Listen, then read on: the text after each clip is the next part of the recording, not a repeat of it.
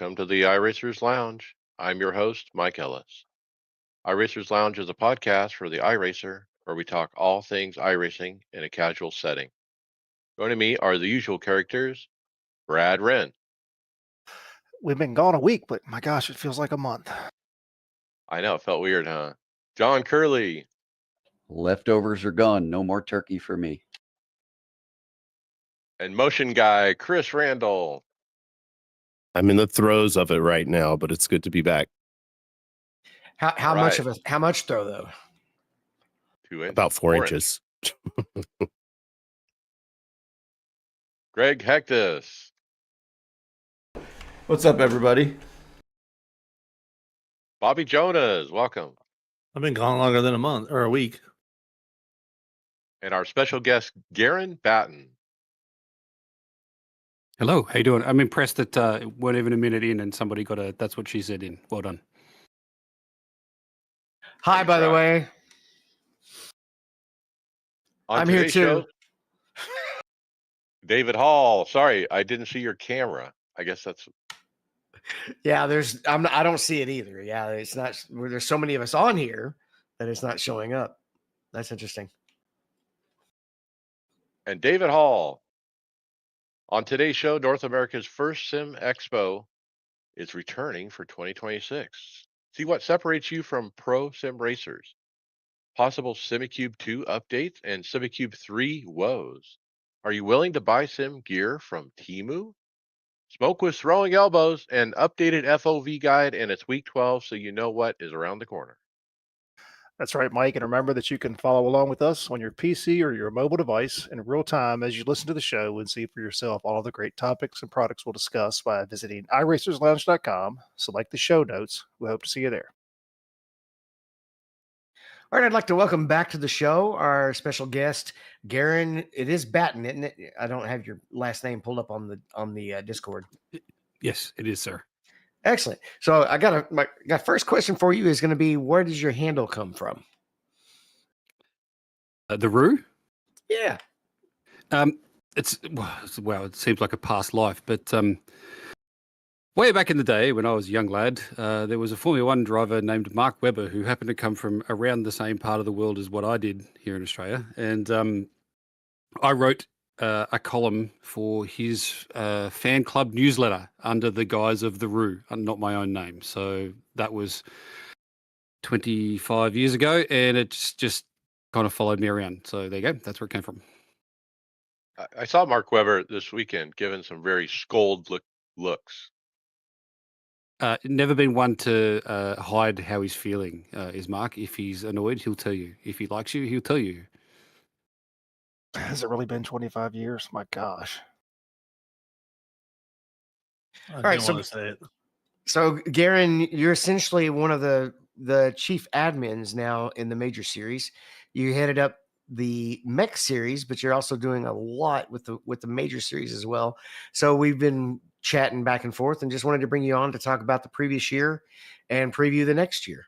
So first, do you have any outstanding statistics you want to drop from the previous year, or just if we don't have those handy, we can at least talk about the champions, perhaps? I mean, I don't have any amazing stats in front of me. I haven't come with anything prepared, if you like. I think the standout, if we're talking about statistics, as is every year, Majors 24. It's the flagship event for the series or the organisation. We filled 11 splits this year, which is a little bit down on 2024, but I think that's because the rain scared people away a little bit. But still over 600 teams, which is, it makes it a great event and, one that stands out on the iRacing calendar generally, not just major series. For the series itself, I think the America's Pro Championship was the standout feature for the year. It literally went down to the last lap in a winner take all. Whoever finishes ahead basically wins it, where those two title protagonists, Christian Challoner and Nathan Dowd, were actually swapping positions during that last race. So where the title was going changed several times during that event, which made for an awesome broadcast. And I suppose, that was probably the standout for the series perspective. But yeah, it's been another year for majors where we've looked to develop things, push things forward a little. For anyone that listens to the Majors podcast, will know that Mike Willett, who has been in charge of the Major Series and is the CEO and founder of it, and has been for 13 years, is kind of looking to take a little bit of a step back. So there's a few of us that are stepping up and doing more for the series. Yeah, look, we're just hoping that it can continue to grow and attract people. And yeah, we just want it to keep being what it is, which is, a unique series and league for people to come and join and have some fun in different cars at different tracks every race. Probably the most a significant thing for me, I think, because I ran most the races that I didn't have a conflict with, as far as symphony gigs and such, is the live admin. I know we had some of that last year, but it's really locked in now and a pretty locked in process. And we've also had some cautions even in the regular major series on some of the road courses. So the live stewarding was something that I pushed for towards the end of last year. Majors is different, or a selling point or a point of differentiation for the major series is obviously, different cars, different tracks, the variability of it. But I thought we wanted to find some things that could also differentiate it and make it stand out from things like officials. And obviously live admins and road course safety cars are things that you don't get in official races. So we explored the opportunity and the possibility of doing those. And yeah, I think the live admin side has been more than welcome for everybody. And in fact, it's kind of almost spawned a side project for Mike and myself. We've started a website and a service called Sim Racing Stewards, where leagues and organizations can come and actually employ a service from us where they basically say, we want some live admins, or we want you to, race direct our races or series for us, even write rule sets, provide that live stewarding for what is a fairly reasonable fee. We can then provide people that have we've given training. They've got some expertise or experience in doing that already. So it was, that's come out of the introduction of live admins into the major series. So that's a cool little side project that's going on. And the safety car thing sort of came from the Majors Endurance Championship. So the team endurance championship that we have, we wanted I nearly said supercars. We wanted safety cars in there for that. And so we thought, well, we're doing it for the endurance series. Why don't we bring it into some of the road races for the major series so people can get that experience as well? So so that's where that all came from. It hasn't been without its teething problems. I wasn't quite aware when I said, yeah, sure, I can do all of that. Let's do it. How much is involved in actually making that happen. You need several people to be able to make that possible in any given race. But it's something that we're learning, we're getting better at. And I think in 2026, in both the Endurance Championship and in the Major Series, both the live admin and the race direction and safety cars and those sorts of things will all be stepping up another level in professionalism again. So it's a great little add-on for the series, and one that I hope people appreciate that is there. Yeah, Mike actually came on a couple of weeks ago to talk about the new website, Sim Racing Stewards, I believe. Correct. Yeah. So you mentioned MEC, which is y'all's version of WEC, which several of us have run. I know Brad's planning on running a GT3 team with William, and I'm trying to run one with Tom, and we're bouncing back and forth between GTP and the new class that you're offering this year, which is the LMP2, which is going to be the Pro-Am choice, which is probably the best thing for us to run because we're both AMs. But yeah, tell us a little bit about MEC this season coming up. But the original plan for MEC was the first year it was a reflection, and I use that term on purpose because if you reflect WEC upside down, it looks like an MEC. So the first season was all based on WEC circuits and classes, or at least historic circuits that had been used in the WEC. And the plan for season 2 was always to make it a reflection of IMSA. So using American circuits and also using the classes that exist in the IMSA series, which obviously brought LMP2 back onto the table for the series. Now, a lot of people had asked why we left LMP2 out of the first season. And look, in retrospect, there probably would have been more cars or more people join the series had LMP2 been an option. But it was the first season. LMP2s don't run in WEC, so anyway, that's what we went with. We've simplified the Pro-Am rules this year. There was each classification of, platinum, gold, silver, bronze carried a score with them last year. And in certain divisions, in the Pro-Am divisions, you couldn't have a combined driver score over a certain number. We've made that much more simple this year, which is just X number of your team's laps have to be done by a bronze or silver driver if you're in one of the Pro-Am classes. That's it. You can run anybody else you like. You can run as many platinums and golds or whatever alongside that as you like. You just need to fulfill the minimum laps from your silver and bronze drivers. So, yeah, that's one of the changes that we brought in. LMP2 made this, the driver classifications more simple for the Pro-Am classes. And we're also introducing a full Pro class in the GT3s. Last year it was all Pro-Am. This year there'll be both a Pro and a Pro-Am division within that class, which again, is reflecting the real life classes that are used in the IMSA series. So so that's where we're going for this year. We've extended some of the races. We've got some longer races this year. Last year they were pretty much all 4 hours except for the last one. This year we've got three 4-hour races as well as a 6, and 8, and a 12. So yeah, it'd be great to see how that goes. We've even got a split round this year where we've got the pro teams at one circuit and the Pro-Am teams at a different circuit. Again, that's a reflection of something that happens with the IMSA, with the real world IMSA series. So yeah, I'm excited by it. There's lots of people that are interested in it. Registrations will be opening for it in, we hope, less than a week. Yeah, we're looking to hopefully have 2 or 3 splits at least for every round. And yeah, more than 100 teams, same as we had last year. And I did have a look at on the main page. I noticed that some of the provisional dates are up on the schedule as well, even though we still don't know the special events calendar yet for iRacing. So you are kind of having to wait on that before you lock in most of the dates, I believe. Yeah, so the commitment in the rules is that once we get to 4 weeks out from an event, we won't move it. The exception that we've got for that this year is our first round being Daytona.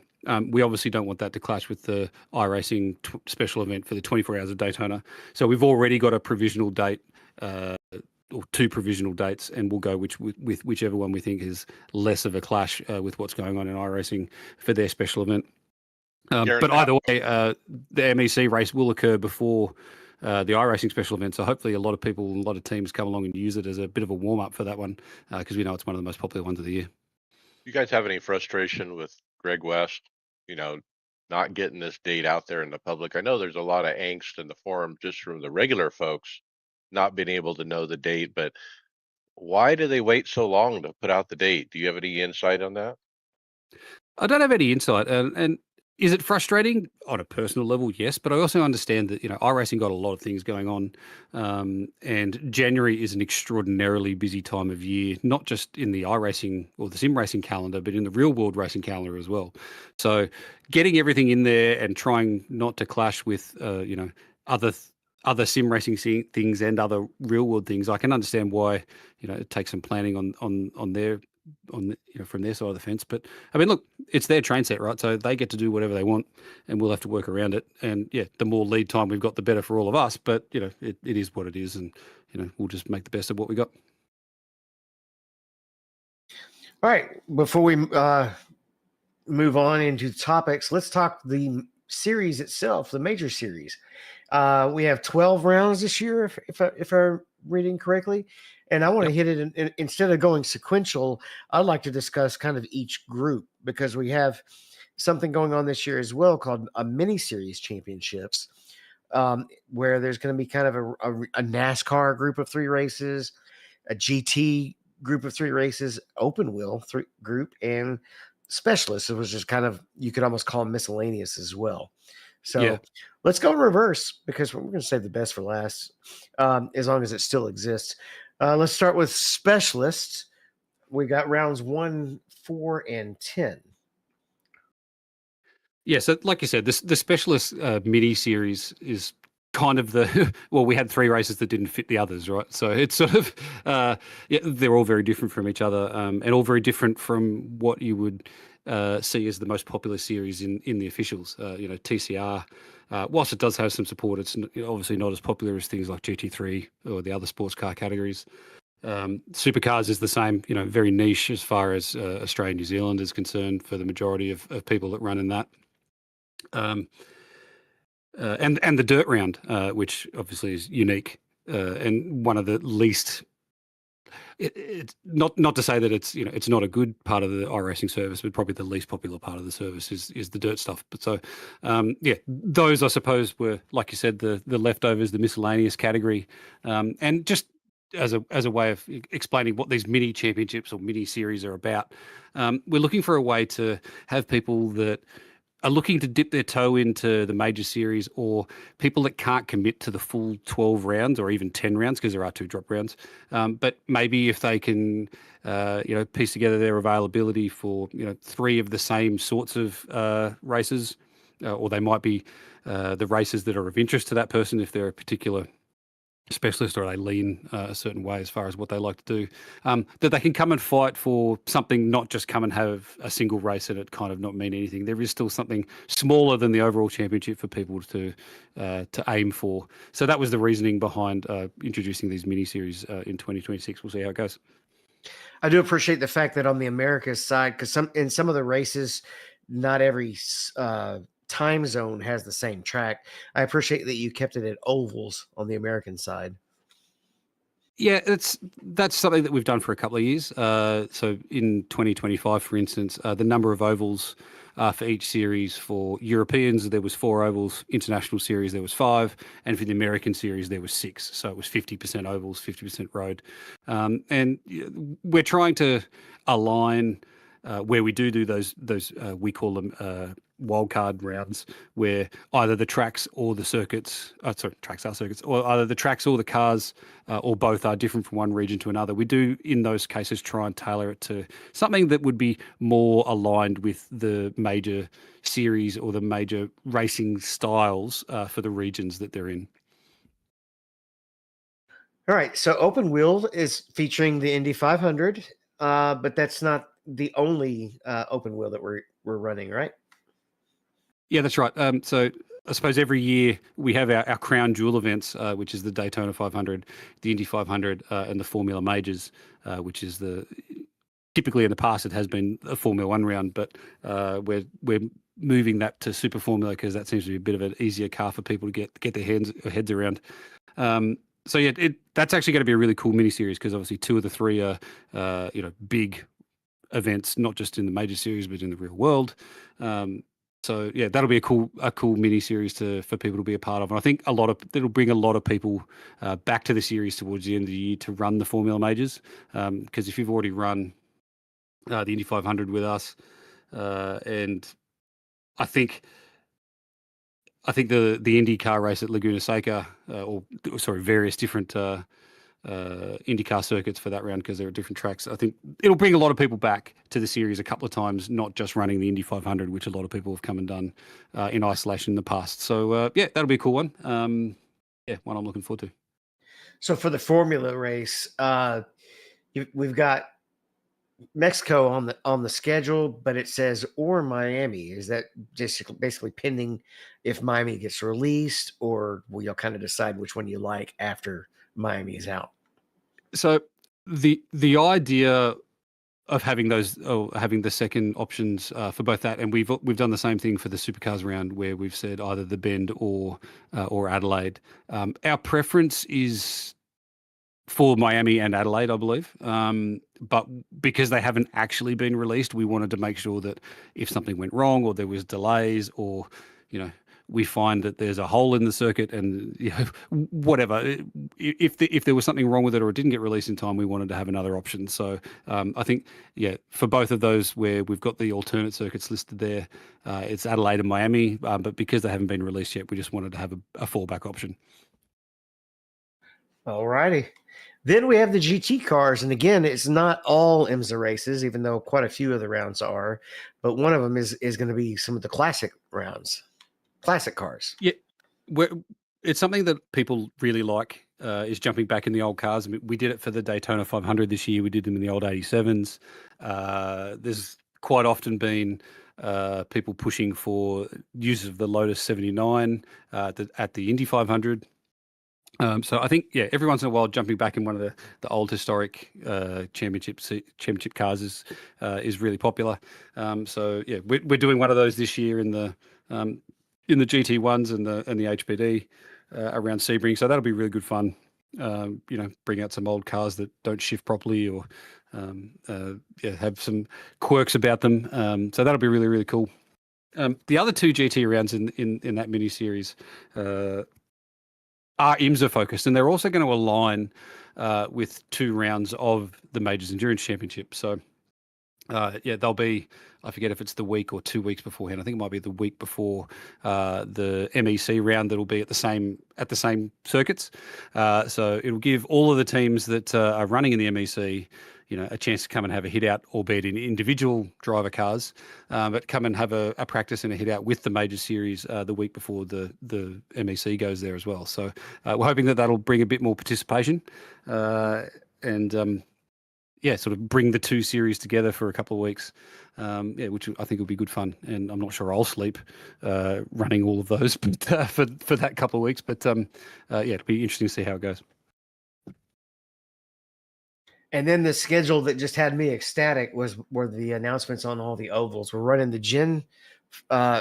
next gen car at Daytona. So we've got a lot of experience with that, even though running the Gen 4s when we ran our league race this winter was a different experience on the old track. Then you're running Indianapolis, which I think is pretty cool because it will not be anything like the IndyCar.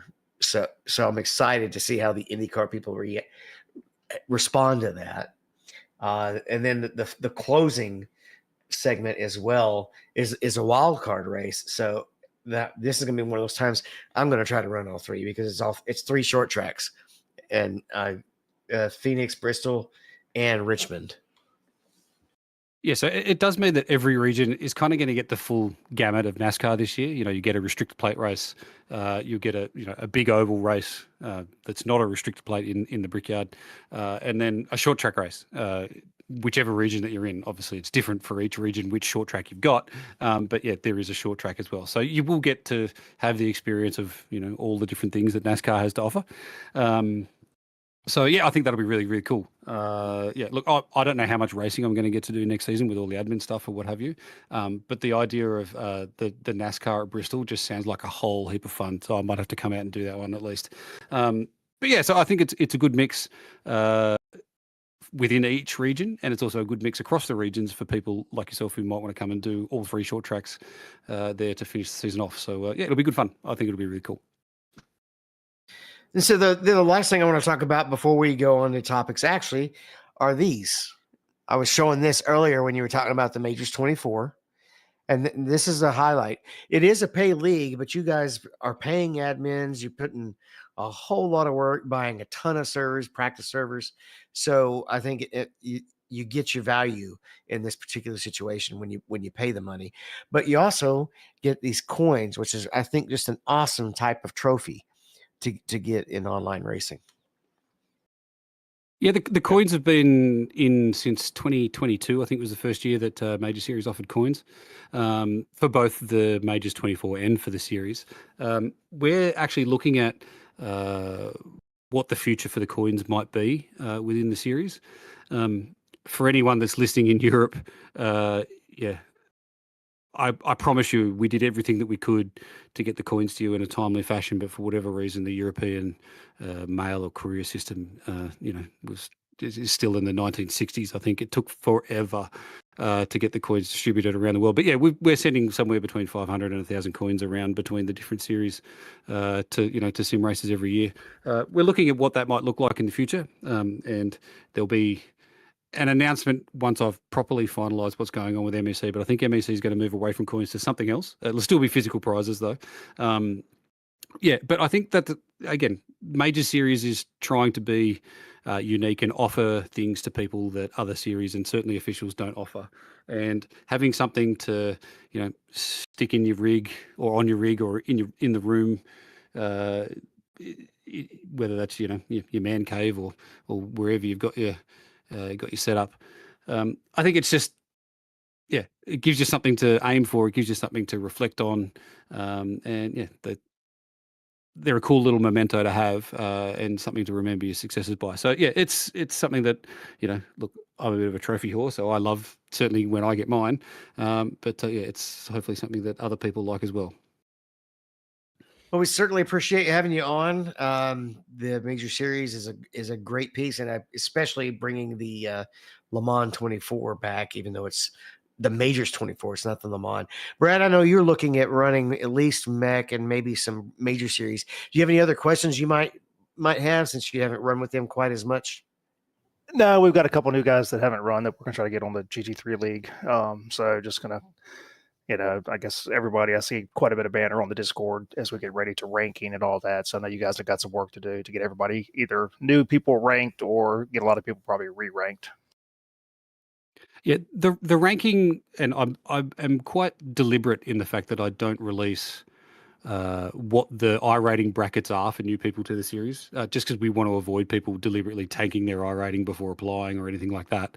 And it is something that we do review anyway. Once a driver joins the MEC, we do track their performance, amongst the rest of the MEC field, and if they're clearly out of place, and there has been instances of this, if they're clearly misranked, then every 2 rounds there's the opportunity to revise what their ranking is. But I mean, our driver rankings are not restrictive in any way, shape, or form.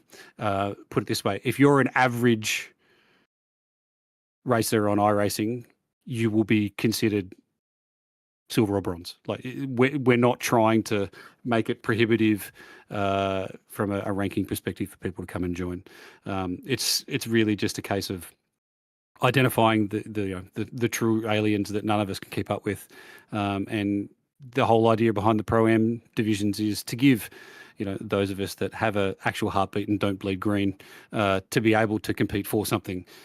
So yeah, it's not overly restrictive. I do keep it a little bit under wraps, just like I said, to avoid the tanking. And anyone that's really close to where my brackets cross over, there's actually a manual review process where I'll go and have a look at what their history has been, what their recent performances have been like, and that sort of stuff. So yeah, I will be doing a massive query onto the iRacing database here in a couple of days and pulling down everyone, and I literally mean everybody, and doing a provisional ranking, which people will be able to go to a Google Doc, put their iRacing ID in, and it'll tell them what their provisional rating is. But yeah, it's only once somebody has actually registered to the series that they'll get their final ranking, which goes through that review and that manual review process if they're really close to the brackets. But yeah, anybody has something to race for.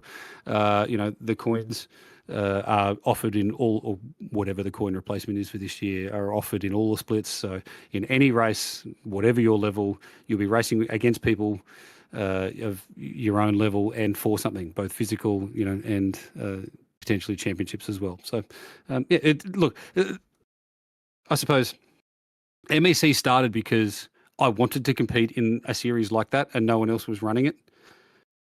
So I stepped up and decided to run it. Probably regretted that a few times over the last 12 months, but not really.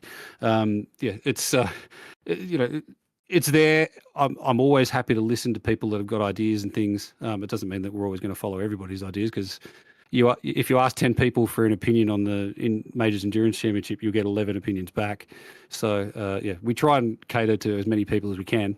But yeah, it's open for everybody. For what you get, it's pretty affordable.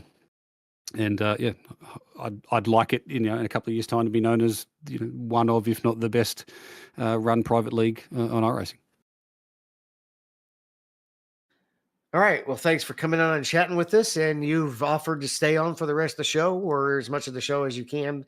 I know it's morning time for you, so you're probably not worrying about getting too drowsy. We're going to move on to topics, and the way the topics work, anytime you want to throw in your 2 cents, just throw in your 2 cents.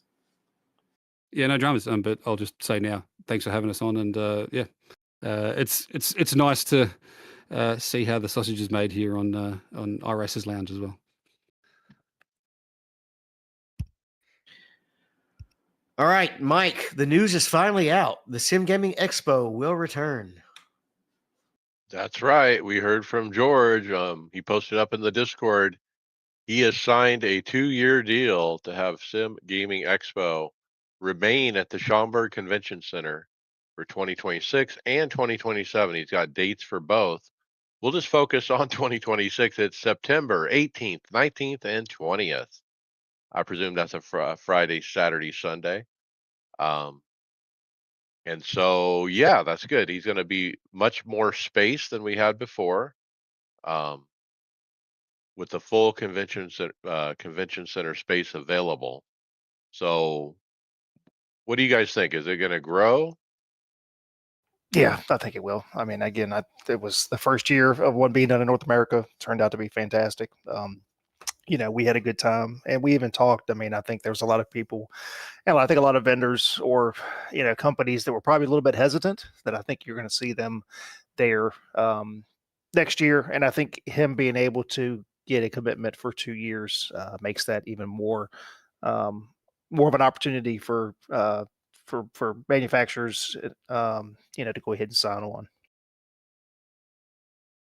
Well, we'd be remiss if we didn't mention the Sim Gaming Expo in Charlotte, Memorial weekend, same weekend as Coke 600. And so, with both expos happening in the U.S. now in the same calendar year, there's a little concern, like, is there enough to go around? But I think they're spaced out enough. May, late September.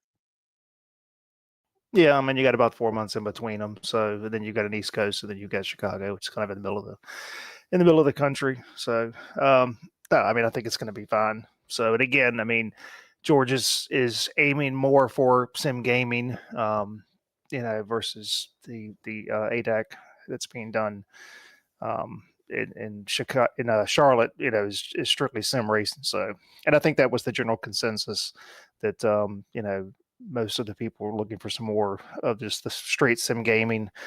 So he put out a nice survey. If you go to his Discord, there's quite a bit of information there, results from the surveys and stuff, what people wanted.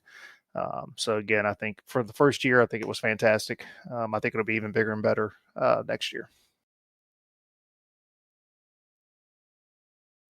We have, along with that news, a featured article from Overtake, essentially saying the same thing. Goes into a little bit more depth. There's a link to it if you want to go give it a read. Is there anything in there that any big points other than what we already discussed? No, I don't think so. Just kind of takes it, talks a little bit more about it. So.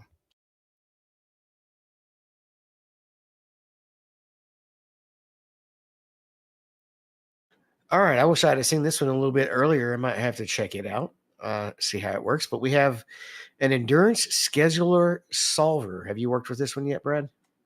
I haven't. There's this, and then we've got the whole eye predictor thing. So we've got some stuff coming up into next year. So this is one of those tools I think we're going to I'm going to at least try to use. So this is a forum post by Jason Chess. So endurance scheduler generator solver.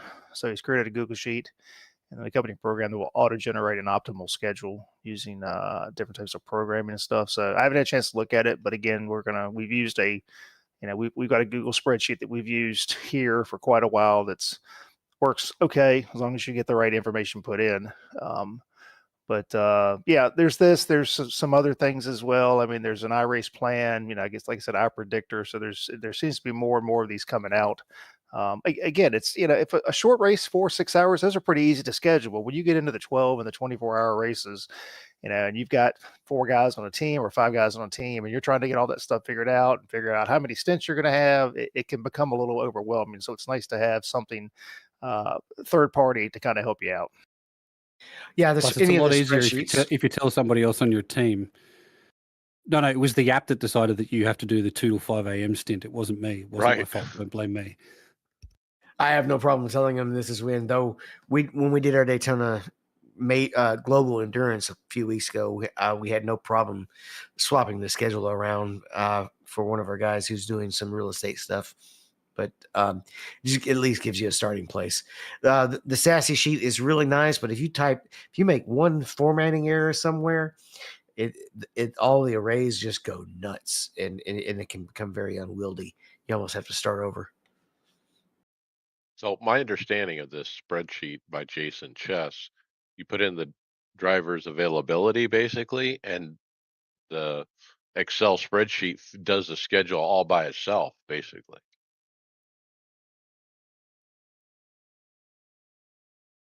Pretty cool. All right, John, what is finally revealed? We now know why we had frame rate drop issues with iRacing. So, when the new update came out of the new season, a lot of us would have these frame rate drops. Mine sometimes would go down to like 15 or 16 frames per second, which you can't race at that FPS. But Michael Hinkle at iRacing put a forum post up and he explained it. He said, I know you're all eager to hear what went wrong. The core issue was simply a race control timing scoring bug deep within the code. This specific section was only active when you were actually in the car. It wasn't used by the user interface, results tab, or any other display elements. So, problem figured out, problem solved, it looks like. Yeah, this As is the one iRacing that changes the code to something more modern, do you think they're going to come across more of these little hidden bombs sitting in the code somewhere? Oh, I'm sure. I'm sure. I mean, I think this was kind of buried in the new UI, and that's why it probably just kind of never showed back up. I mean, it's just going to happen. But yeah, I think as you continue to expand stuff, we're going to have more. I mean, wait till we get to the new graphics engine, and I'm sure that's going to be an ordeal with all sorts of stuff. And we talked before on here. I mean, it's you can try to, and we complain at times, but you can try to beta test. But there's so many different system configurations, and everybody runs so much different stuff. It's almost impossible. It makes a good point in his post that it would seem like if you did something, it would fix it, because even for the people who were having the problem, it was intermittent. So some people thought it might have been because it was only ovals or only the next gen car. For a while, we thought it was only non VR users, but then somebody chimed up in Discord and said, "Nope, I'm on VR," and it happened to me. So it never happened to me. So it became this one was very gremlin-y.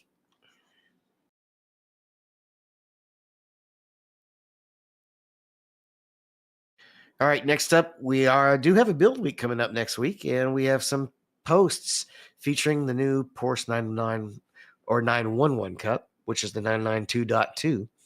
And I don't know if we have any posts complaining about traction control or not, but here they are. What do you think, Brad? Yeah, I think it looks great. I mean, it looks like the real car. So it's a slight redesign. We talked about this, in the build. And Porsche's making some changes. So it looks great. I'm sure it'll run well. Um, we discussed, I think, last podcast about all the outrage, before it ever happened. So I imagine once it happens, it'll be even more outrage. But it is what it is. iRacing is going to mimic real life. That's what they do. I do like that livery. The red livery in the post is a really nice looking paint. So is real life to have the giant 3-digit number right on the windshield? Yeah. Yeah. Oh, That's okay. the way it is right now. Like, does it block your vision or? Oh, no, it's in the far right-hand corner. You don't see it. Well, I'm looking at these bottom pictures and it looks like it's the whole left half of the windshield. You Well, don't notice it. it's the driver's right half. Right. Yeah, you don't notice it. You can just add it to your list of excuses if you run into anybody on your right hand side. I couldn't see it because of the number. Right. Is that grounds for appeal in the live admin? Absolutely.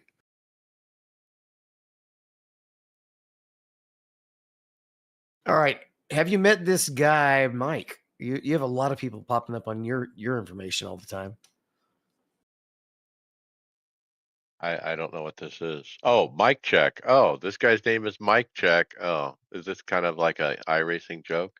Yeah, I ran across this on Facebook and just thought it was funny. So yeah, it's just a guy. It's a meme here basically of guy's name's Mike Check. Says you're not friends with him on Facebook. Look, we all know what it is. I mean, what happens with every server you get into? What's the first thing you hear? I always say, "Yeah, I'm right here. Yeah, you're right here." Can I get a mic check? So yeah, just a little bit of fun. iRacing's version of Where's Waldo.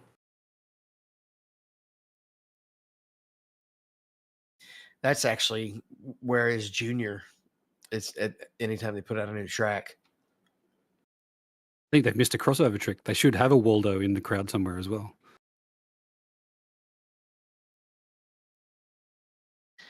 All right, next up, Chris, you're back with us. iTelemetry. Yeah, I was just looking at this. It looks like it's a new app that will allow you to kind of keep track of your race team and be able to look at it across multiple platforms, including Discord. So I was trying to see, I was kind of messing around with it earlier. It doesn't have a ton of stuff on the website directly, but if you go to the website, it's going to show you, kind of give your run times, what the gaps are. So I guess if you're doing endurance races, or even if you just have teams, you can check everybody's info and race stats while they're going, instead of having to wait and get on the rig, or excuse me, get on the service to take a look at it. It looks pretty cool, actually. Yeah, so I ran across this. If you go under sessions, you can actually any current active sessions on iRacing, you can actually go in and launch it and actually get a standings page and see what's going on. So it's pretty cool. I thought this may be handy, for endurance races. If you're part of the team and you can't be there, or you're in your 3-hour break or whatever, and you're, I don't know, you're sitting on the sofa or whatever, you want to keep track of what's going on, you can actually log in through here, find the session, and you can see exactly what's going on with the race. I thought this was pretty cool. Is there a price or? Nope. Ooh, No, I must just must download be it, try yeah. it. I just got on the website, randomly went into a NASCAR iRacing FedEx Cup Series, USA International Raceway, and I'm watching the cars go around the track as we speak. Yeah, it's got a track map. Will show everything. It's got a standings. It's pretty cool. I just, like I said, just happened to run across this, and I was like, wow, I said, this is a tool to throw in the toolbox. So maybe, John, I can throw this on the fourth monitor and watch my own telemetry of my own race while I'm racing. You could do that, yes. Yeah, it Yeah, looks like it. we could also pseudo live broadcast the league race. Just throw a link up to it into Discord. That'd Just be cool. another tool. All right, John, 7 levels of sim racing. Which one are you? And well, what are all the 7s? So I just crashed. I was messing with that telemetry and closed my window, but I did watch this video. Got a guy that goes through, it's about a 7 or 8 minute video of our growth of equipment in our sim racing careers. And he shows how you start out with your desk mounted steering wheel, and then you go to your little steering wheel mount, and you move all the way up until you get into the final phase, which is all of your motion rigs, all the expensive stuff. Just shows the toys we spend money on through our careers. Yeah, level 1, the gateway. You have like the Logitech, the Thrustmaster, clamp to a desk. Level 2, the upgrade. You move into load cell brakes and other. And then level 3, a permanent rig, a full rigid rig, etc., to eliminate frame flex. Level 4, the gold standard, a durable and infinity adjustment 80/20, etc., triple screens. That's probably where I'm at, the gold standard. And then there's level 5, tactile immersion, or you add tactile stuff. Level 6, virtual reality. Level 7, the in-game full motion. Chris, I think you're level 7. I am level 7 as of last week, so I'm level 0 still on the actual skill portion, but immersion, I'm right there. I'm really immersive in how poorly I race. So David, you're level Realize you're 6. broke. The rest of us are probably level 5. Yeah. I don't know. I wouldn't say that level 6 versus is level 4 just triples? Is that what sets level 4 apart, or is it the rig? Because I think triples are just about as equal, VR. I prefer the VR just personal preference, but triples are pretty darn good too. I think there should be a level 8, which is where you wake up in a cold sweat at night. That if you were hit by a bus, your wife would sell all of this gear for what you told her you paid for it. Yeah, I did not give out a number on the cost of the motion rig. It was simply a discount. I got 60% off. So I never told of what that 60% was off of. So That's good boy math. I like it. Yeah. Does that work trick with for Stephanie? young players? Pay it off in installments, because then there's not one big purchase to be identified on the monthly statement. No, it doesn't.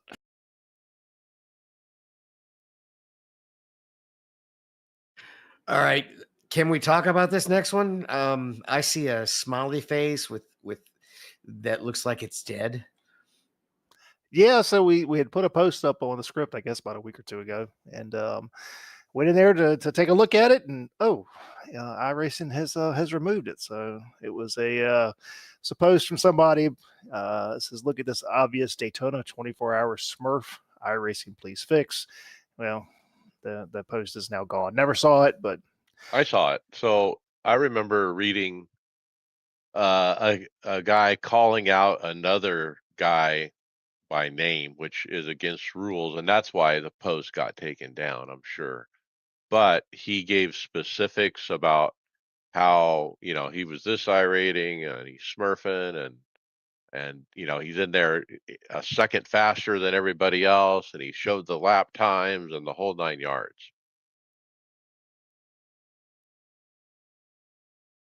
I get the concept of allowing the Smurfs, and I get having a Smurf account if you're a professional driver. But I think probably maybe in specials that you should run your main account in specials.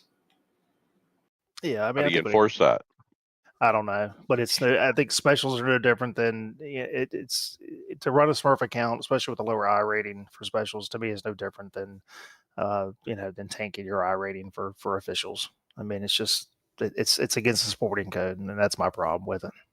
It's pretty easy to track, actually. If they track a MAC address for people and who are banned, they could easily track MAC addresses for all users to limit accounts.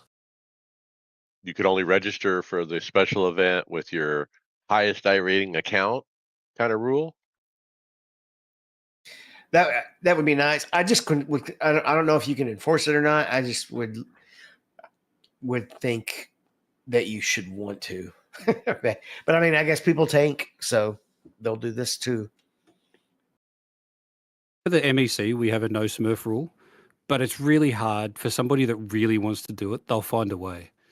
Because there's no rule against running a Smurf account in iRacing, right? And you could always just open a brand new one and say, "Oh yeah, I'm going to get it up to that level. It's just not there yet."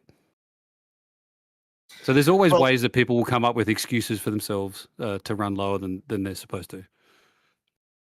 But I mean, you could ultimately just consider their upper account in what division you put them in, right? Whereas iRacing doesn't. That's all automated. Wasn't there a rule though at one point that said you can only have one account? Well, that doesn't fit iRacing's business model of squeeze every dollar out of every user. I don't think there's been a rule like that. I don't remember that.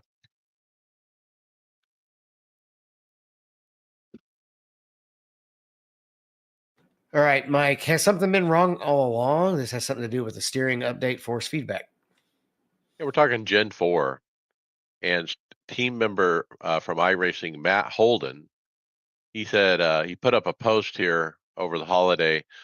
A fix for the steering and force feedback issue is set to release in the Season 1 build. I wanted to post a bit of a note on what it will do for the setups for those who have stored them away for leagues and such. The upcoming fix involved repositioning parts of the front suspension, and as a result, it will alter the ride heights that show up in the garage, and in some case, the weight distribution around the car. If you run this car in an open setup league or run a league with custom setups for this car, I strongly recommend logging the setup values prior to the build release so you can put them back to where they are now. And he All right. tells you basically how to do it. Yeah. So I asked. We had the the league race last night, and I asked Christian Challenger about this. And so what he basically said was the way the car is currently designed is the way that it was set up in real life. But there's so many other things that they could adjust on the car to fix the issues that the way the front suspension is created. So what they're doing with this is they're kind of, I don't want to say not following the way the car is. They're making some adjustments. It's more of a quality of life adjustment to fix some inherent issues because there are things that we cannot adjust on the car in order to fix the way that the front end geometry and suspension and stuff is. So he said that it does drive better. So that's encouraging because I am not enjoying this car at all. We'll get into that when we get the results. But yeah, I think this is a good thing because to me, it's just the steering and the force feedback has just felt horrible to me every time I've driven the car. Well, I'm encouraged for upcoming changes. So looking forward to that next Tuesday.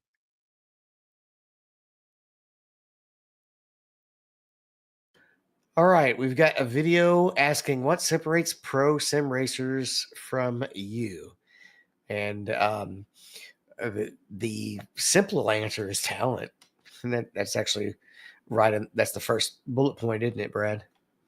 Yeah, this is it's a video from Marcus Solom, former pro sim racer.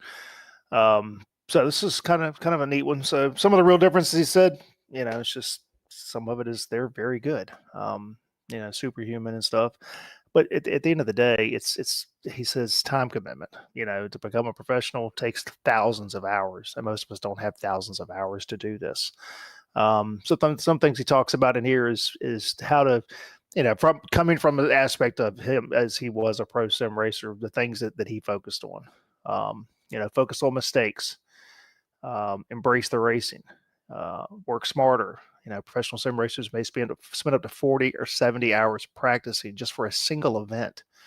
None of us, I don't do that. I don't spend 40 hours practicing for a single event. I don't have time to do that stuff. But the ultimate goal at the end of the day is to enjoy the journey. The most important takeaway is to enjoy the process of becoming a better driver, including the mistakes and the learning. He says chasing only status and good results will eventually lead to burnout. So and I think we can all agree with that.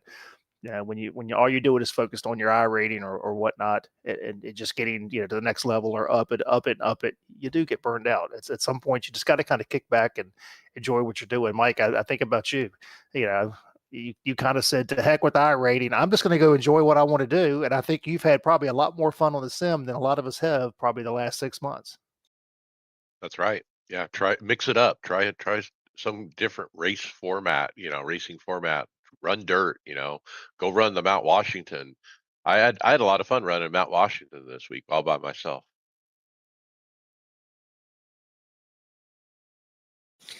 Running as a pro is interesting and it's different, and it takes a different kind of passion and talent. But since this is kind of my hobby, along the same lines, I don't necessarily. I don't think I would ever. I don't want it to turn into a job, essentially. Yeah, I So mean that's what keeps it enjoyable. I mean it's like playing golf. I mean you can get obsessed with golf to where you make it to go out is absolutely miserable because all it's going to take one bad shot and then you're as frustrated for the next round as can be, or you just go out and decide what I'm going to hit how I hit. I'm going to go have fun.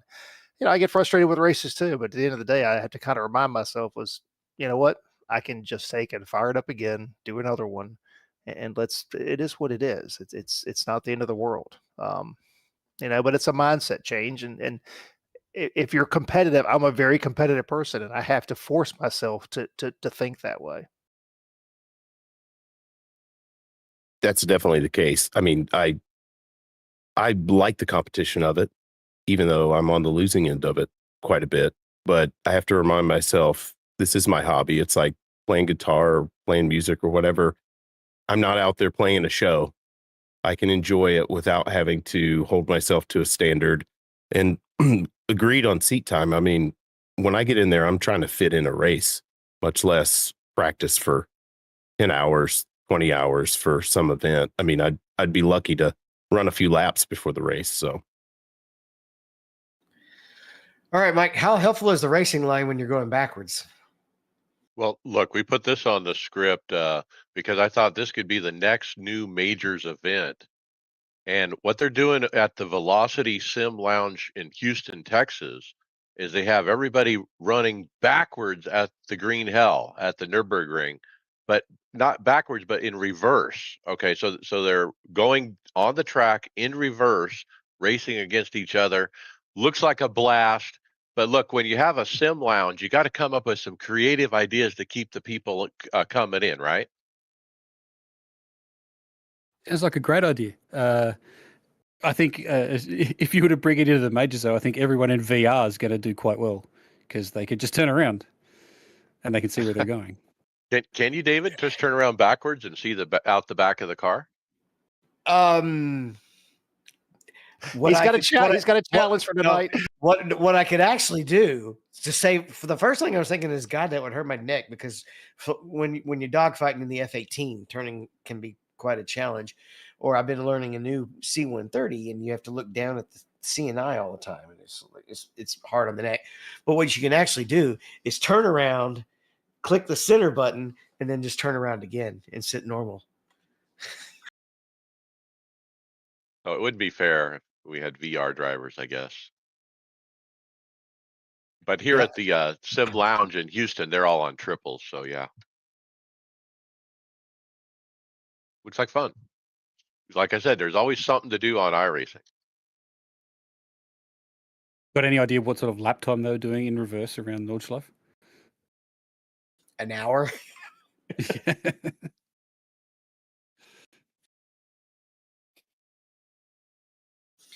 All right, this next one we can probably kind of all hit. Well, I'll let Chris kick it off. 15 obscure racing tips that are actually useful. yeah, so DJ EJ, who always puts out really good videos. I've actually taken a couple lessons with him as well. He's a good guy. Put out a list here, 15 obscure iRacing tips, car physics and track line secrets. Some of his were paint and grip, how most tracks where there's painted line on the banking, not the apron, it has more grip than the asphalt. So you use it sort of like a grip strip. The tire heat and bumps, and I was definitely not aware of this one. It's where you're bouncing back and forth from the apron to the banking to get the tire temperatures up. So I was curious to try that one. Progressive banking, it tracks with progressive banking like Homestead.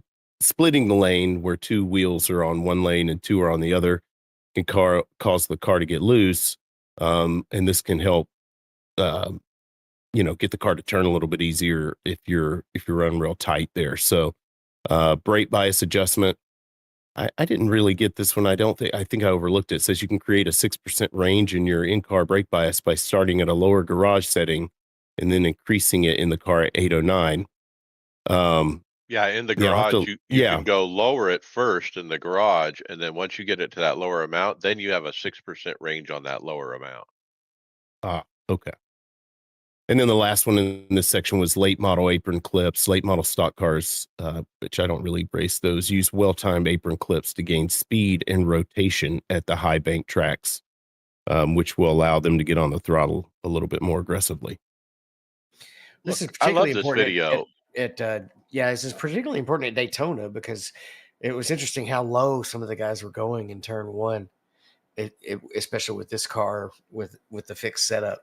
But sometimes getting right on the transitions, even at New Hampshire, well, it's actually listed here, isn't it? You would get just a little inside of the second lane, and just to make it rotate a little bit better. What are some of the track specific ones, Mike? Well, like he mentioned Charlotte, you definitely have the grip strip on the paint. You want to touch your tires on the paint in the corner. But I think as oval drivers, we kind of know all these tricks already. I mean, I knew all of them pretty much, and so somebody new into oval racing, hey, they always run road, but now they're delving into oval. They might not know stuff like this, and so I think it's a great video for people that are new to oval. Yeah, I mean, but look, the paint and the grip thing, that's a real world thing. I mean, that's not an iRacing thing. That's the real world thing. And then when it comes to late models clipping the aprons, that's a real world thing too. I mean, it shows you that iRacing mimics what happens in real life. There is more grip on a painted line. It's just what it is. So that's why guys did it for years at the old Phoenix, and they do it at other tracks. You run the line, and get the left side tires on that strip, and you get extra grip. Or New Hampshire. He pointed out New Hampshire specifically, and I remember racing Garrett Maines, and Garrett would drive it clear down on all the four tires on the apron in the corners of 1 and 2, and just drive around everybody. Yep. So a couple other things here, some UI and pit road tips, timing loops. Since iRacing uses timing loops, you can briefly exceed the pit speed limit. So yeah, I mean that's the way it is in real life too. There's all segments coming down the pit road. So you can, if it's 45, you can go to 47, but then you need to come down to like 43. You can play the game and you can bounce through that. Practice groups, a lot of people don't understand. You can change your practice group via the entries tab. So if you get into you log into a race server and you got 30 minutes and there's 40 guys in that group, and if you want to work on your qualifying setup, you can actually change to another room basically, off the entries page. And then again, pit speed limit, you can usually run about 1 mile an hour over the posted speed limit without getting a penalty. Again, you kind of play that game.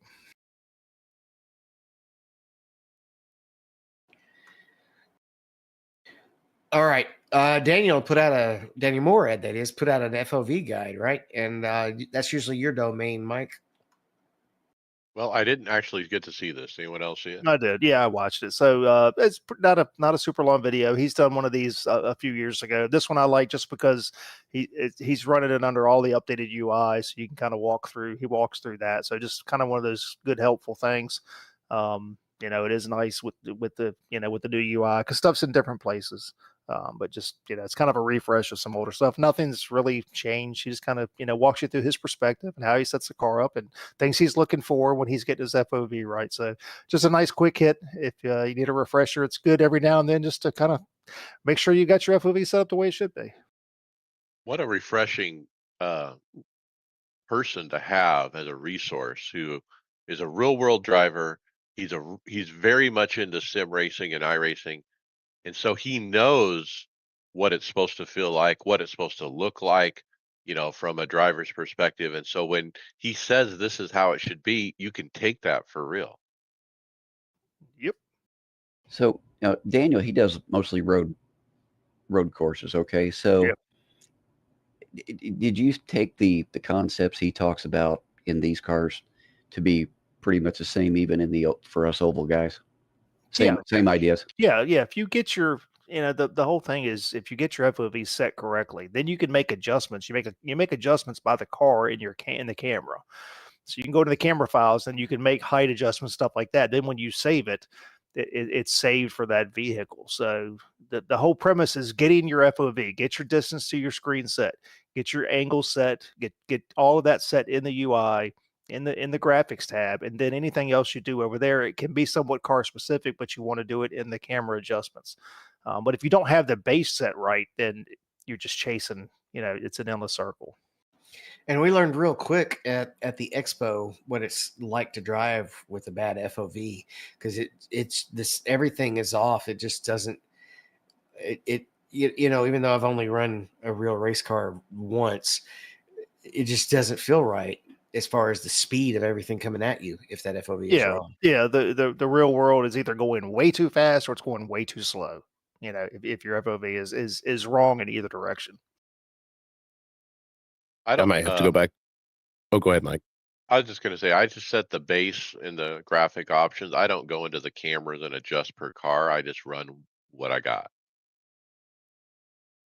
Yeah, I'm going through the whole thing again since I've moved all my monitors, and I'm kind of going back and just taking because I did save all my FOVs previous, but now I'm kind of going back to default and readjusting them all from there now. So I might take a look at this. I didn't see this one, but get a refresher just to make sure I'm not missing out on anything. I think that's part of my concern, Chris, is I go monkeying around in the camera and I hit save, and then I And then a year from now, or a year and a half from now, I'm wondering what's wrong and why isn't it right? Well, I always save different, so I'll be like first attempt at FOV after whatever, or this is with this new edition. I'll put a separate title in there, and then most of them have like just the default car. I Yeah, think is the you file.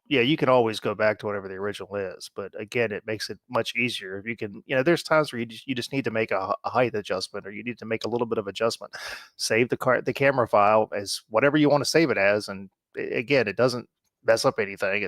That's much better than going into the black boxes and adjusting your height and all that, because that adjusts it never changes Everywhere. It Yeah. changes it everywhere, so you Yep. don't necessarily need to have it changed everywhere. It's like getting in the car and adjusting your seat. That's the way I look at it. Adjusting your seat in your car. David gets in the car. I cannot sit where David sits because my knees are going to be up at my chin. But so I've got to adjust the seat. That way we can still. I still need to be able to see everything, but I just can't sit the way that David does. And if David gets in after me, he can't reach the pedals. Love you. Could you imagine the insert if I was driving a real IMSA car? It'd be basically another chair. We'll And a phone book. Yeah, I was going to say a couple phone books.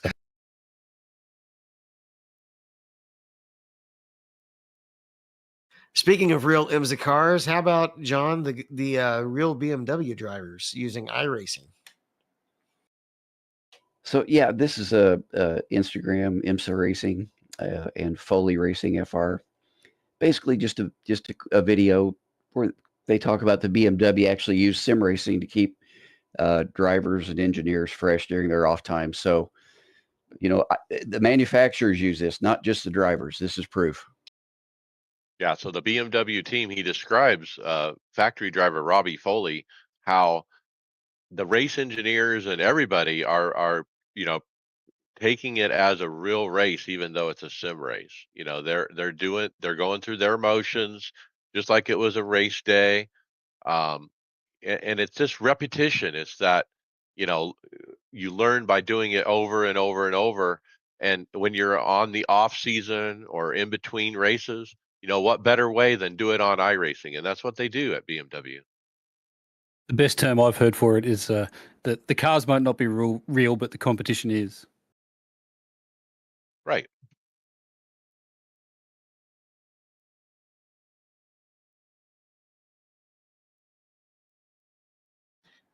All right, Chris, we got a blog from Stephen Wilson. Yeah, so this one is here. Let me get back to it. Looks like this is kind of just going over Stephen Wilson, who won the NASCAR championship this year. I think this is his second time winning.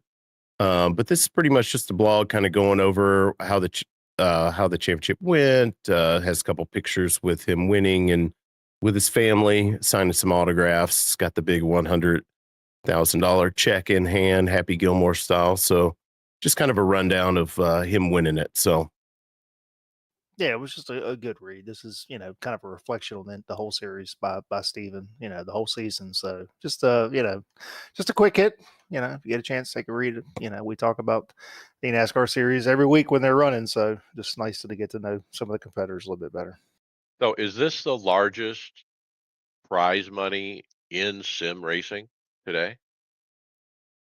Has to be, surely. I would think so. Yeah. I mean, this is the top of the food chain right here. $100,000 check. There he is holding the giant check. Man, if you went back 10 years ago and looked at what was the peak series at the time,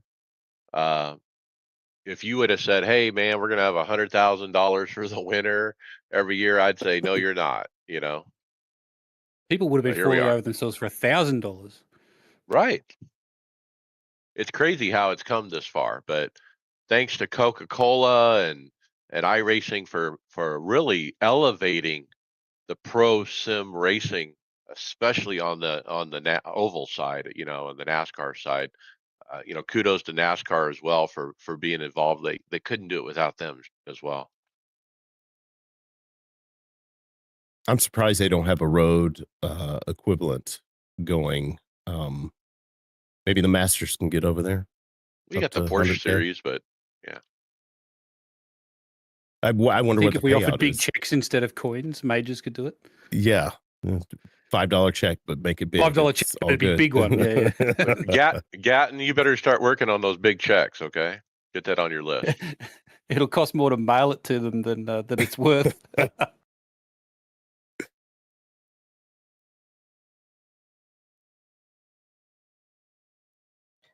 PI Toolbox. John, tell us about it.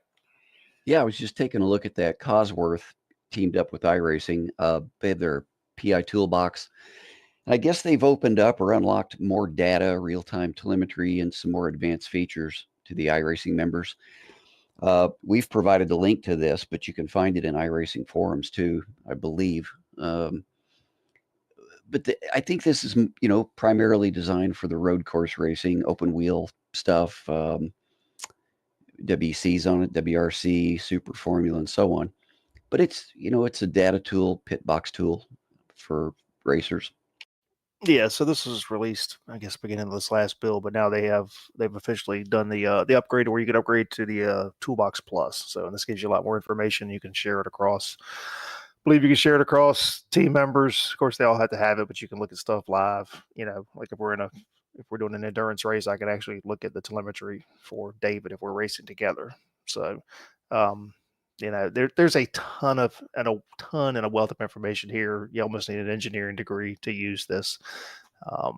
It's way above my head, but there's guys out here that'll do this. But you've got all sorts of different subscription plans here, from monthly to yearly. So it's neat to see, again, the collaboration between Cosworth and iRacing. So this is the stuff that race engineers are using on a regular basis for real world racing. So you have the opportunity to look at the same data in real time on a virtual car that you would be able to do on a real car. So to utilize all these features, it occurred to me, wouldn't you have to have a team member watching all this and telling you what's going on, interpreting it for you? I don't think you could drive and do it yourself. Just think of that last story, the BMW team I just mentioned. The drivers racing in the sim, the engineers are probably using this, looking at this stuff, doing their thing. So you're right. I do think you would have to have a team to make this work. I was surprised by the prices. I mean, $5 a month for the Plus, but then there's the Pro, 40 a month, and then there's the Ultra, 60 a month, pounds.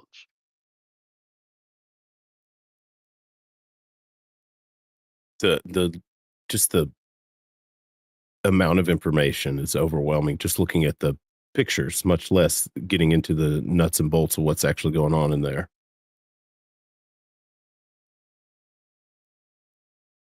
All right, we always get excited any chance we get to see any of the real racers that we're fans of jump in iRacing and run around the track with us, and that's what we've got here next, Brad.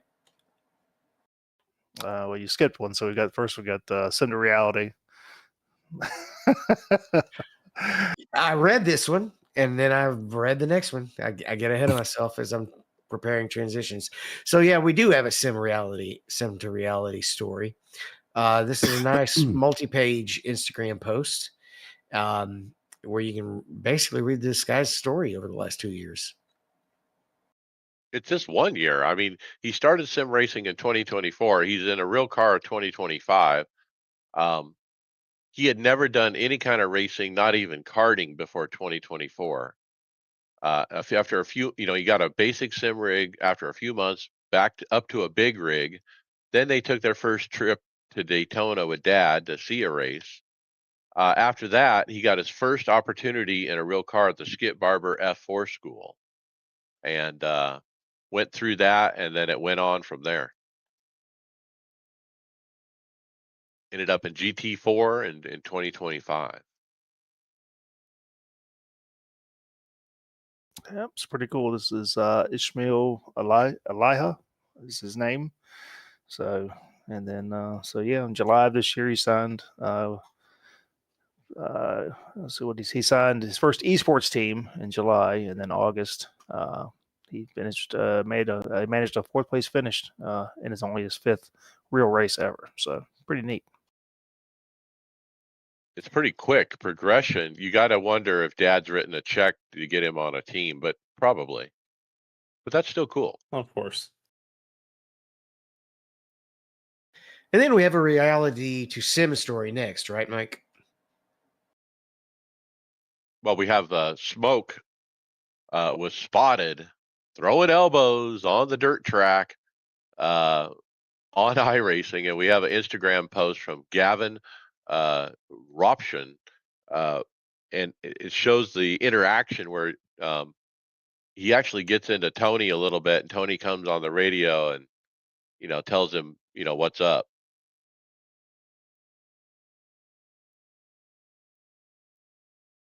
But pretty cool to see Tony out here on iRacing. I haven't run into him very often. I know he misses running on the dirt, but as a new dad, I think he's kind of stepped away from that. Just Here's a love what he question for all said. of you. Who's the most famous person you've run on track with in iRacing? Dale Jr. back in the day. Yeah, probably Dale. Yeah, I raced in a BMW race actually with Dell and his spotter, TJ. Yeah. DJ. TJ. Yeah, they were. We had the Elliott brothers, the Elliott Sadler and Hermie Sadler. They used to be in our league.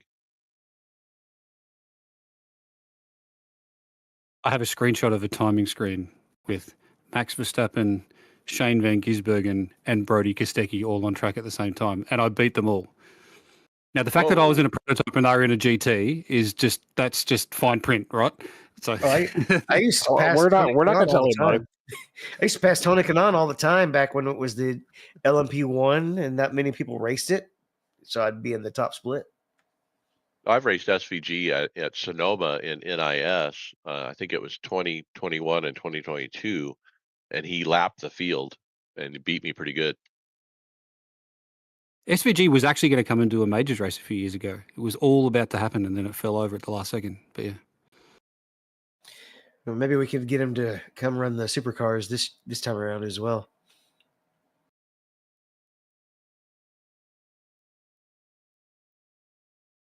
All right, John, what can you tell us about is it Almeida or just Almeida Racing Academy 3.0? I actually can't tell you very much because I tried to watch it and it crashed on me. So I'm going to give this All to right. somebody else. Yeah, this is Suelo Almeida, sim racer that had opportunities. Actually done some real racing. Won the championship in the Radicals, and then this last year has been running in the Continental Tire Series, running in for I think Brian Hurd of Motorsport in the Hyundais. So he's got he's done a bunch of coaching and stuff, but he's relaunching his racing academy. So this is just an Instagram post. It's him talking with an interview guy and talking primarily about the need for real world racers to incorporate sim racing into their regimen. There's a lot of guys that don't want to do it. And one of the things I think he really drills home is any younger real racer is supplementing all of his racing with sim racing. And when you can just learn more and more about the track, more laps, more time in the car, they're becoming better drivers. So that was my big takeaway from this. And then, like I said, he is relaunching his racing academy. Haven't had a chance to look at it and see what it's all involved. But this is another one that's just, again, he's continuing to giving back to the community. He does instruction, he does all this stuff. It's pretty neat. So really cool guy. I met him at VIR this past year, talked to him for a few minutes. Very personable, very nice guy. So looking for him to continue to do good things going forward. He pointed out that all the real world F2, F3, F4 drivers are totally involved in sim racing. There's not a single one that's not. And so you're at a disadvantage if you're not in sim racing. And then there's Max. Right. Go Max this weekend. Speaking of Max, tell us about his future home plans, Mike. Well, he's thinking ahead. We got an article here from motorsport.com. Max Verstappen considers future house built around a bigger home sim rig. And so, and so, what does the article say? Let's find out.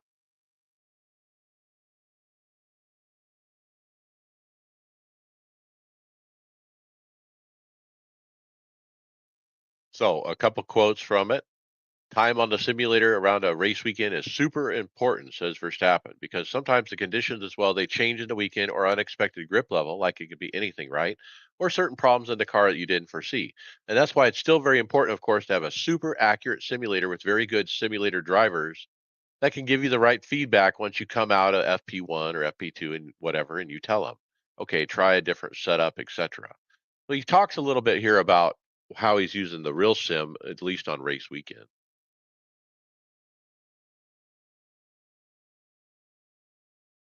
I don't know what the part is about the house, though. The Max article Verstappen, really doesn't. it's just in the heading. Max Well, Verstappen so considering future house. in there, he said he was asked if he's considering a house where he could create such a machine. He's talking. The original article starts to talk about the Red Bull or the Oracle Racing Simulator, which is huge. I mean, it's like you can imagine how big it is. So they asked him if he, you considering a house where you could create such a machine there. He says maybe not as big as the one at Oracle, but it's something that I'm thinking about. So again, Max is a sim racer, so I don't know. Interesting article. Brad, the next one's got to be yours because it's your home track, even though it's virtual.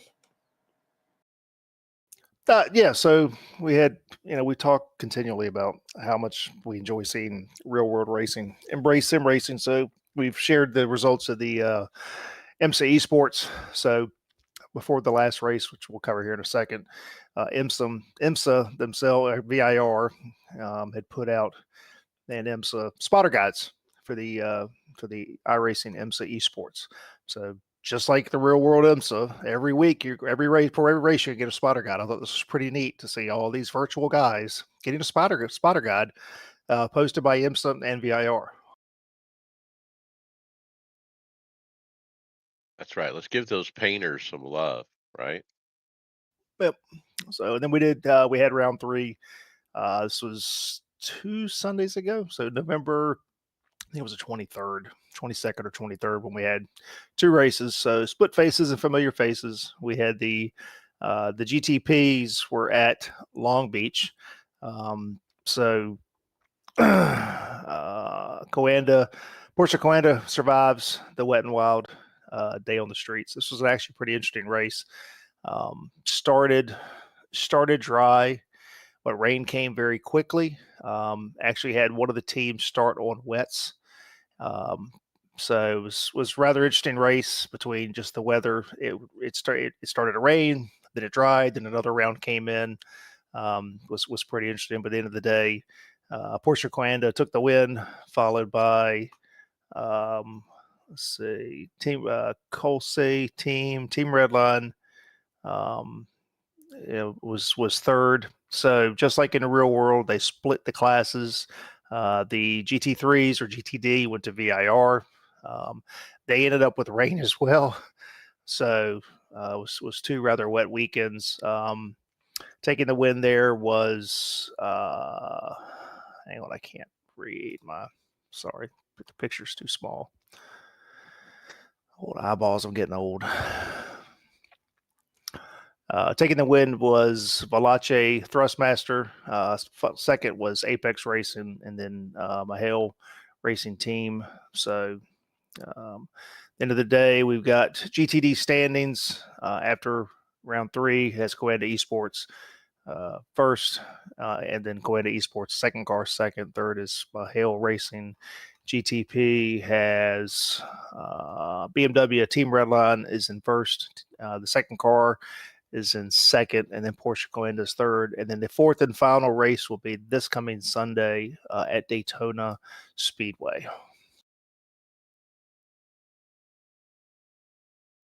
All right, fun to watch. All right, next is a video clip of some real racing in a Toyota. What else can you tell us about it, Mike? Well, this is a picture of the Toyota supercar from down under. And I think we need this at iRacing, right? Don't we just have the Ford and the Chevy, and we need the Toyota? We do. At some point, we need to get the whenever they release the new Toyota / Lexus GT3, we'll need that as well. So just a Thanks. reminder to iRacing, hey, we need this car. Yeah, it sounds good too. Love that sound. Yeah, and it looks so much different than the old supercars, you know. Love the look.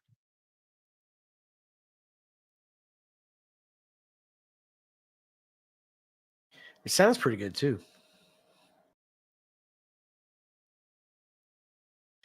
All right, this next one is a tip on how to approach the bus stop. Not exactly.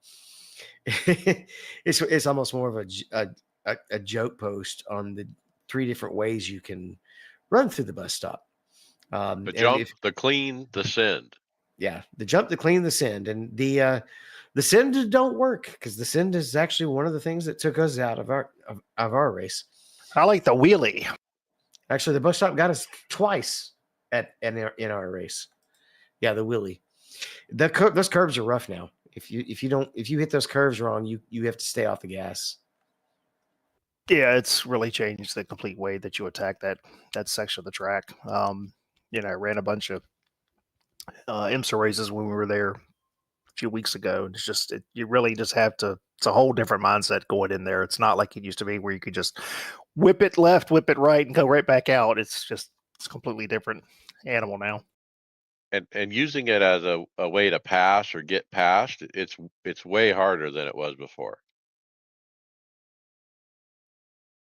Yeah, I expect you're in trouble if you try to go in a little bit too wide and the guy around you one doesn't give you any room, or you're not experienced with overdriving a corner and having to gather it up after you overdrive it a little bit to make a pass.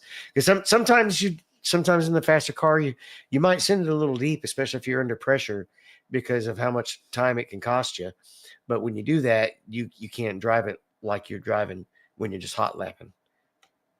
Well, there's not a whole lot of room for error anymore. Before you had grass and stuff like that, but the turtles that are on the inside of the curbings, they're rough. Turtles and there's a tire wall, and yeah, it's dangerous. All right. So what event is everybody skipping our league race for next week, Brad, or in a couple of weeks, Brad?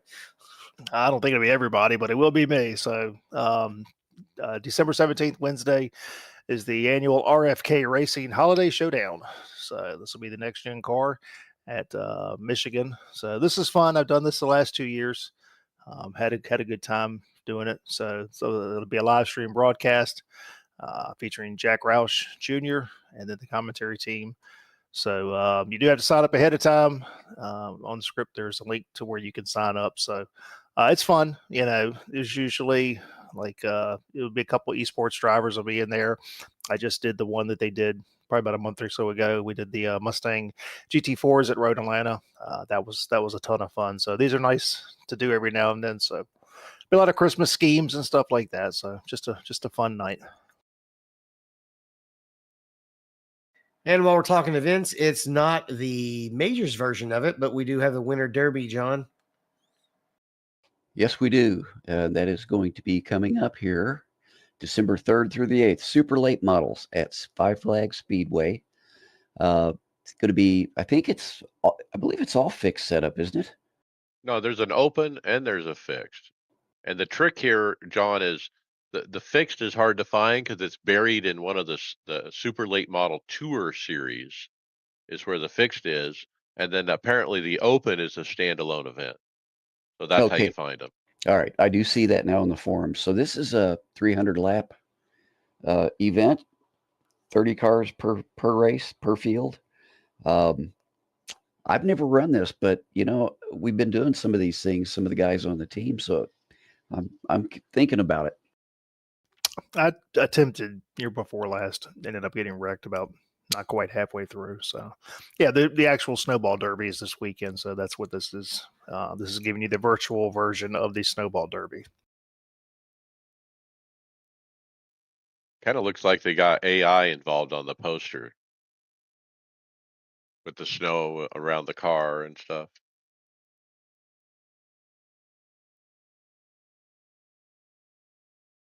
And then anything else this week, Brad, other than build week next week?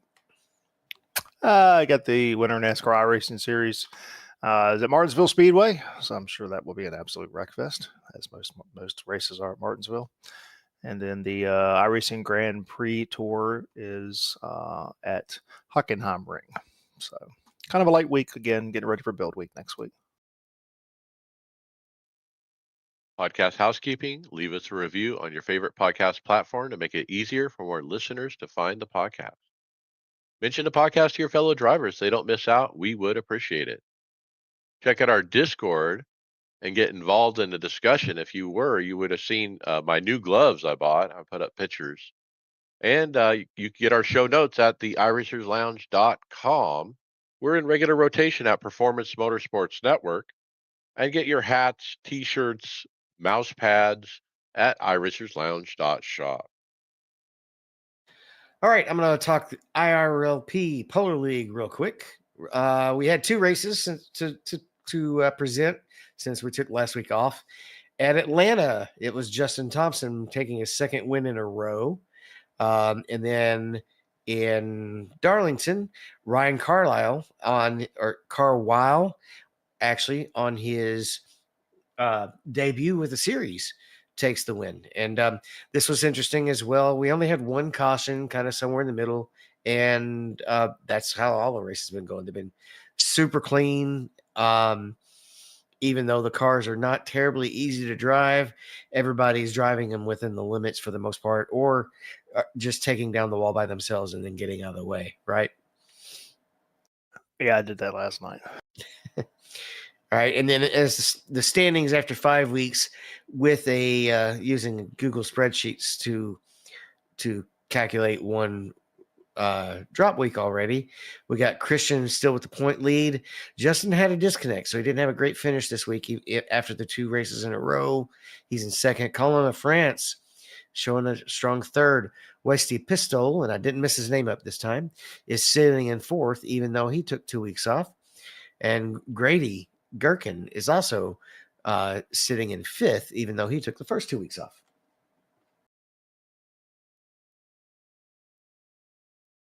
It's real clean racing. Come join us. We're not particularly happy with the car. I'm hoping something will change when the patch comes out. It's just been it's just not driving like you think it probably should. And even quite a few people have. I don't want to call any specific names, but quite a few people are not particularly happy with the way it drives. It seems like it's overly aero sensitive. Even I know aeros push has always been a thing, but it's definitely there. And what's really nasty is it when you get to the straight, sometimes the car will pull to the right and sometimes the car will pull to the left. So they're changing everything in the front end of this car Tuesday. Yeah.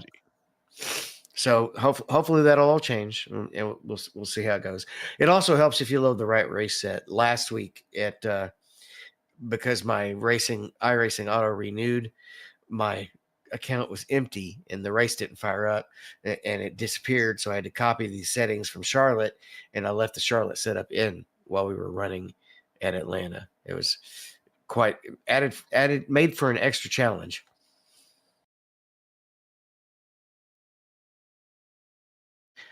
All right, let's talk a little bit of hardware, software. We're definitely not going to get to everything today, but you didn't know you needed it until you had it. Tell us about it, Mike.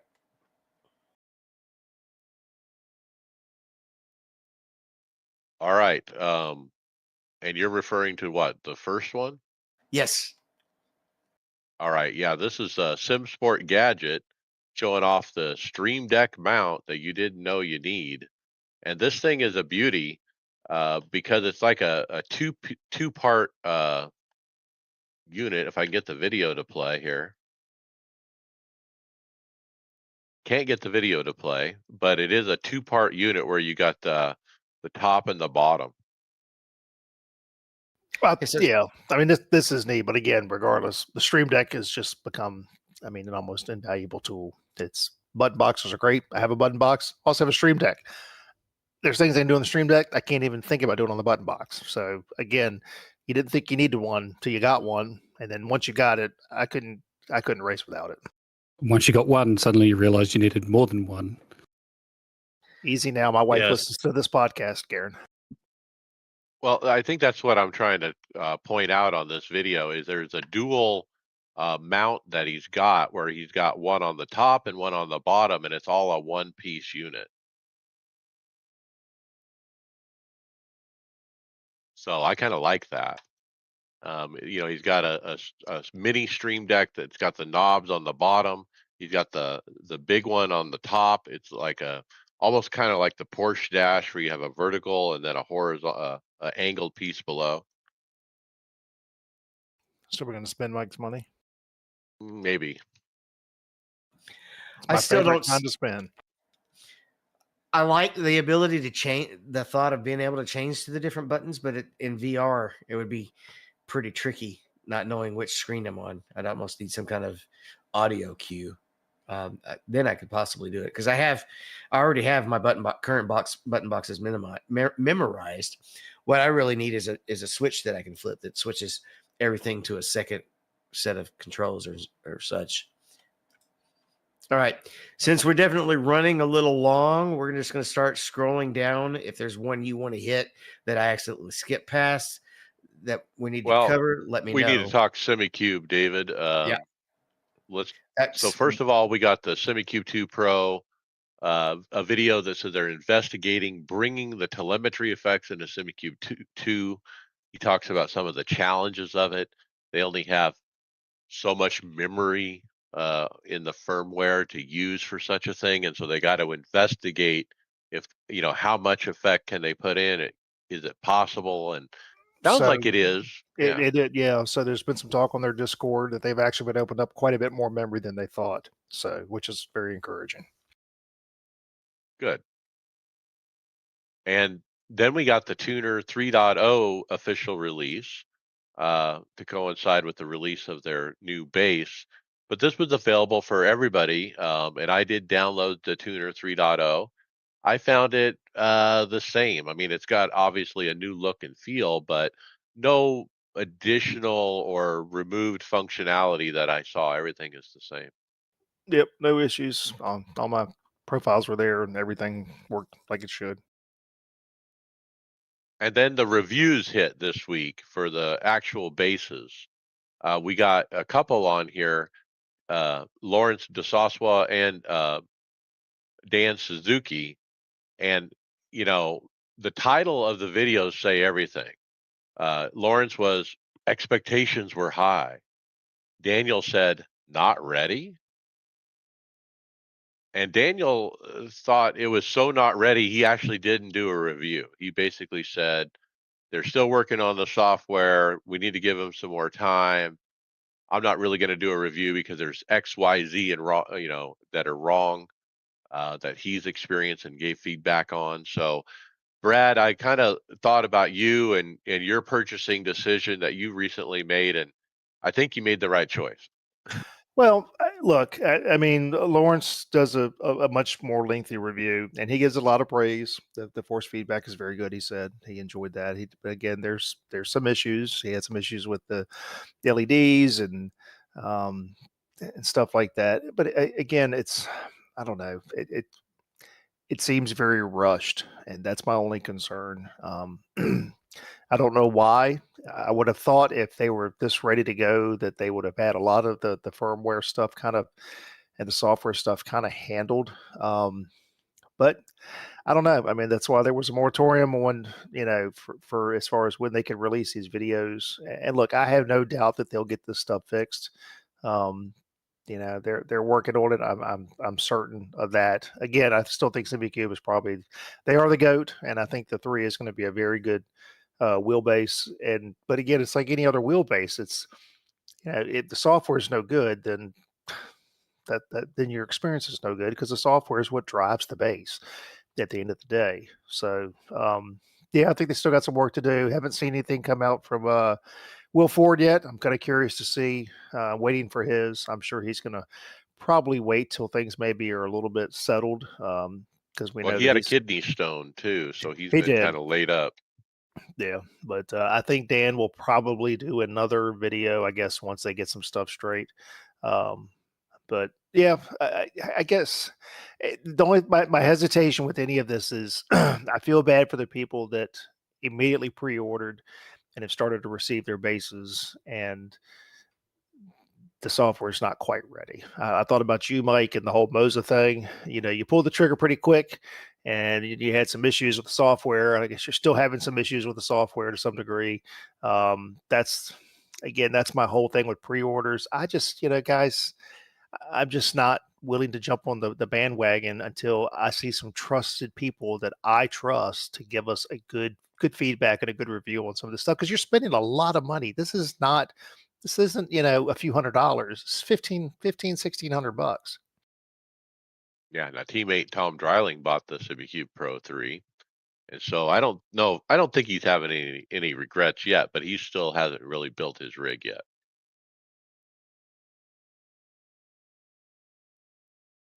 All right. There is another option or discussion in the SimiCube realm with the pricing. If you scroll down a little bit ways.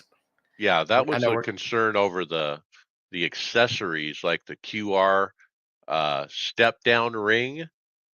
$270 with the QR with the step down ring.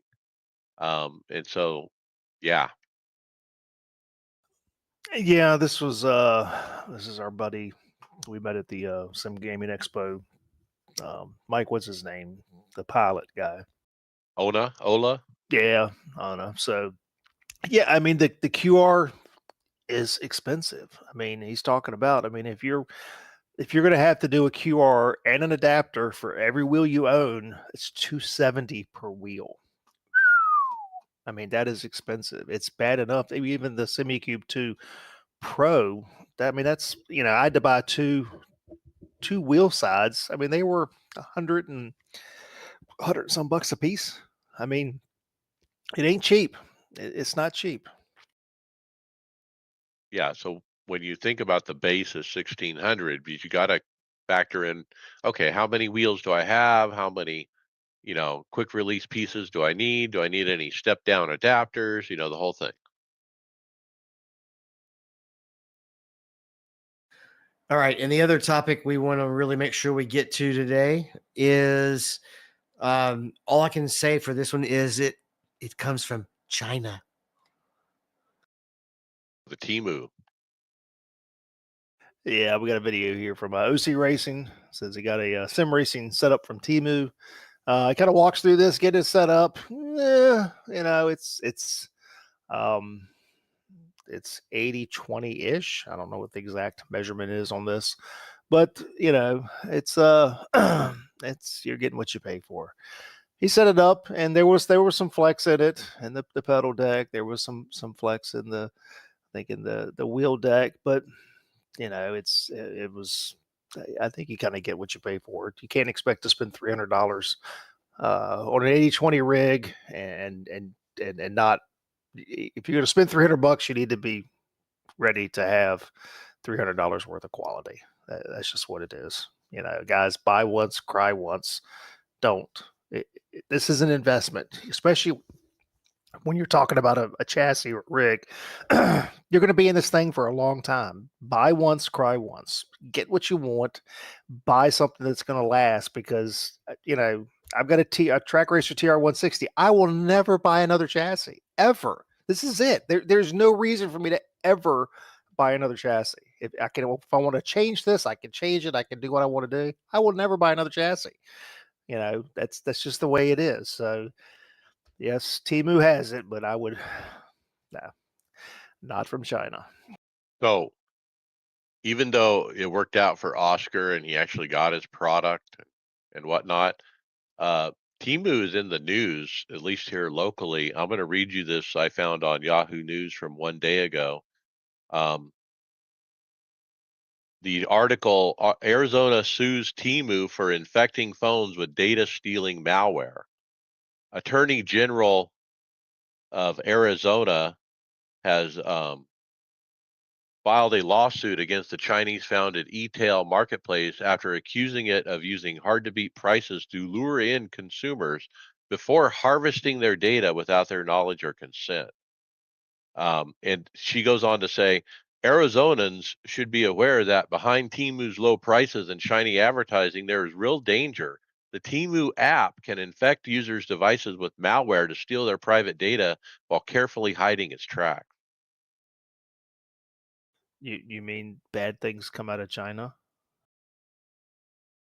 Hey, it ain't TikTok, but now we have another It video. was. It was.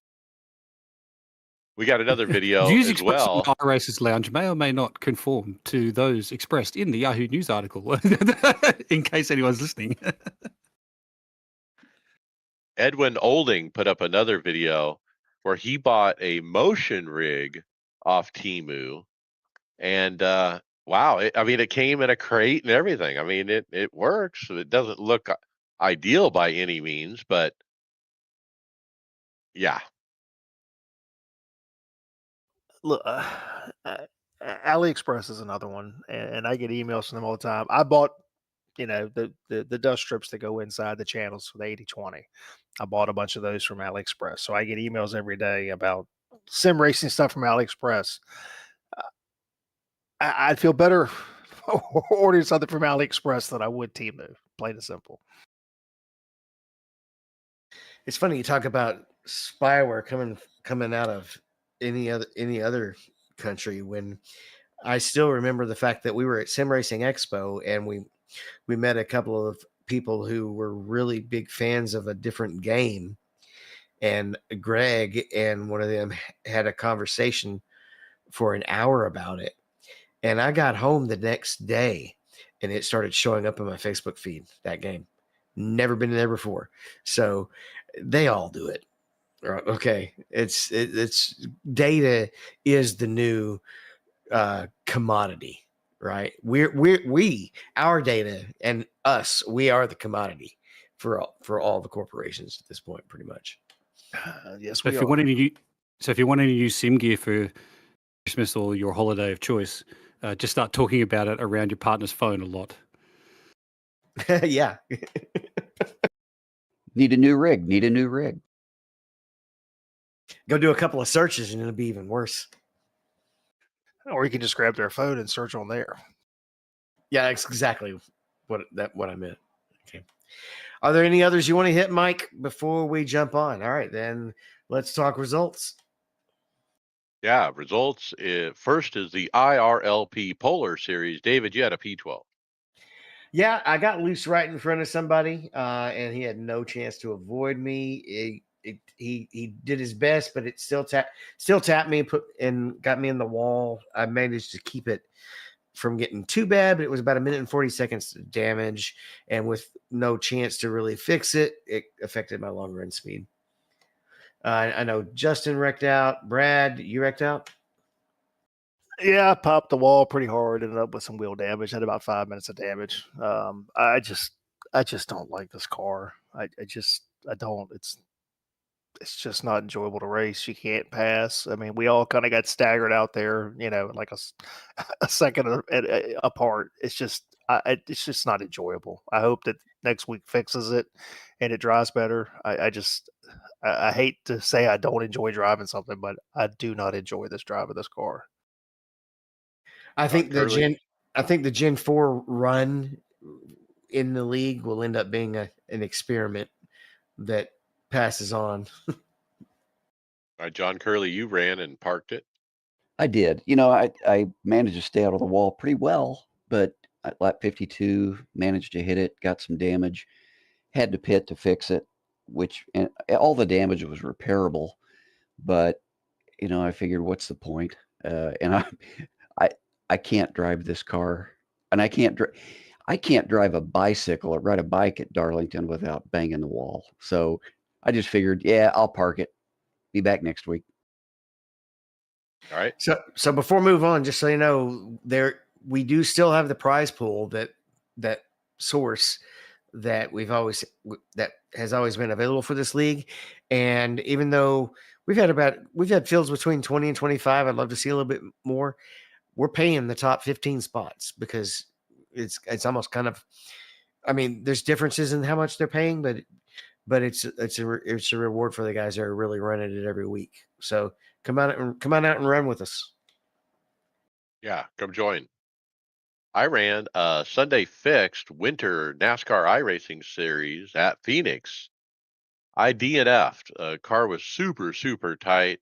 Qualified 15th out of 26. Split two. My friend Nim Cross was in there, chief steward.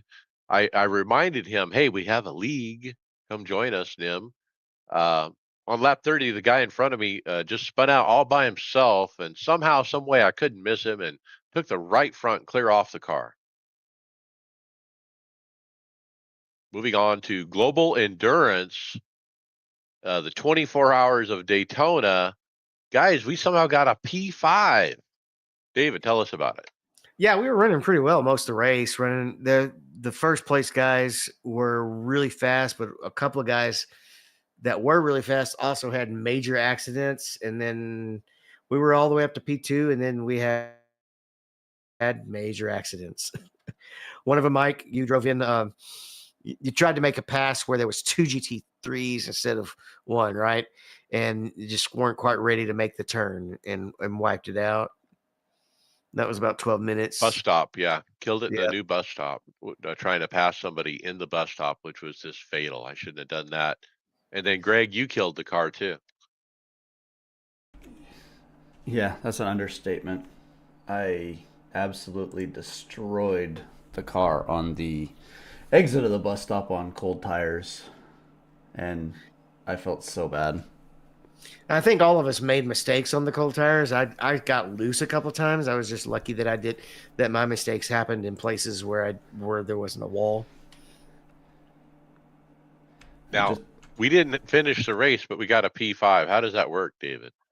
Well, I got back in and I was like, we should tough this out. And then we're running in fourth, and we're like 15 minutes behind third, and we're 3 minutes in front of fifth, and there's 8 hours to go, and the next car is like 600 laps down or something like that. Like, so there's only 5 cars left running, and I was like, we could just actually go ahead and get some rest, and it's still get a top 5, or drive around for 8 hours just to see if somebody else wrecks, and that ended up being the choice was to just go ahead and take the P5. Yeah, I'll take it. All right, Gen 4, I ran at Chicagoland. It was top split, 19 cars. There were actually 2 splits for this race. Qualified 4th. Ended up leading some laps, but made a bad pit.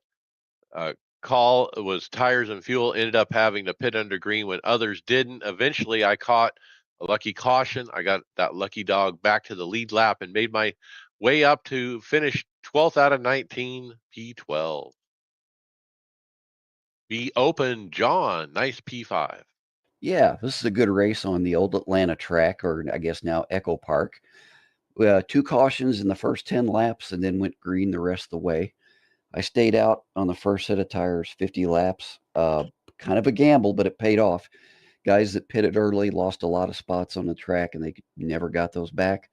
My tires were good enough at the end to pick up a couple more spots in the last 10 laps because I'd stayed out so long. First B open race in a long time, and it felt good to finally get a top 5 and not get wrecked. However, fun was short-lived because the next race was at Auto Club, and I got P26. I got clubbed on coming out of lap 4.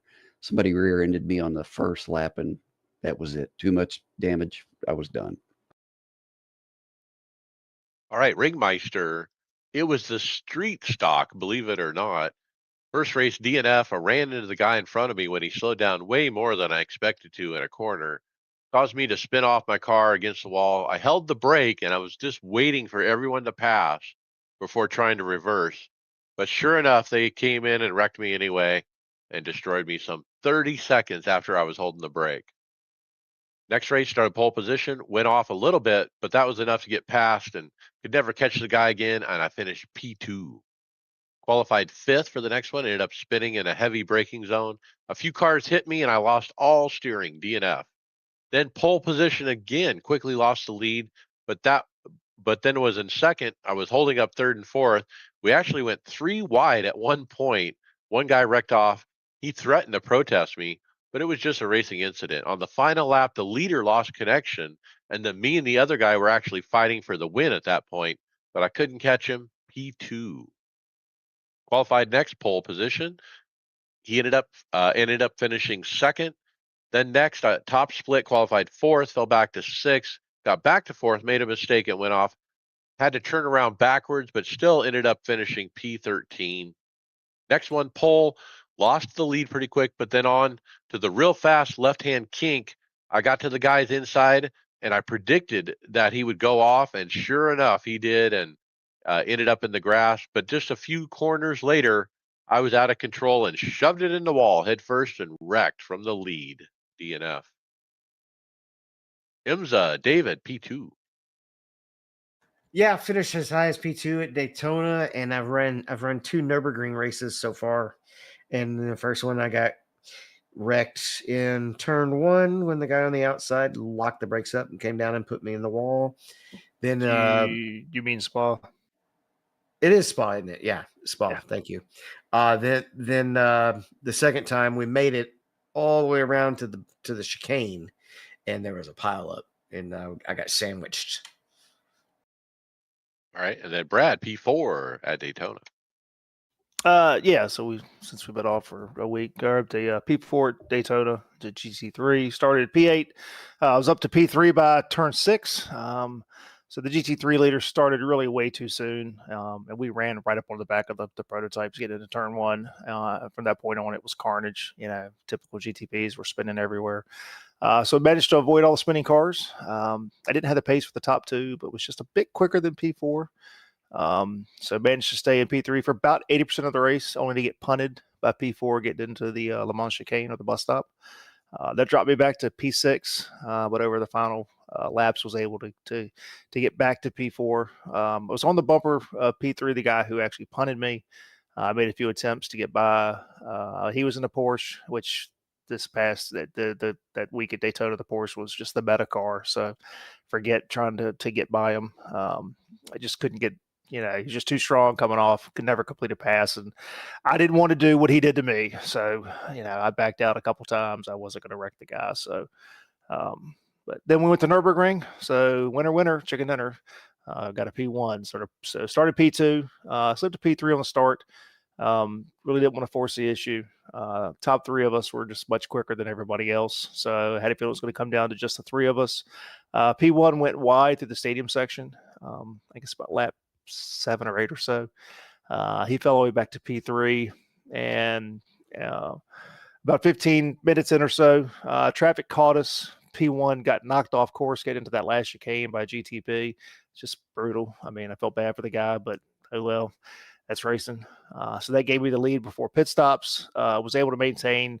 Was able to stretch it to about 4 seconds over the remaining time in the car. So this was a little bit of redemption because earlier in the week I was running in P1 and was wrecked out of the lead by a spinning GTP car. So grateful to get a win. Hadn't had a win this season, so that was much needed for a little confidence booster. I have been definitely on the wrong side of the iRating slide over the last it's almost all season.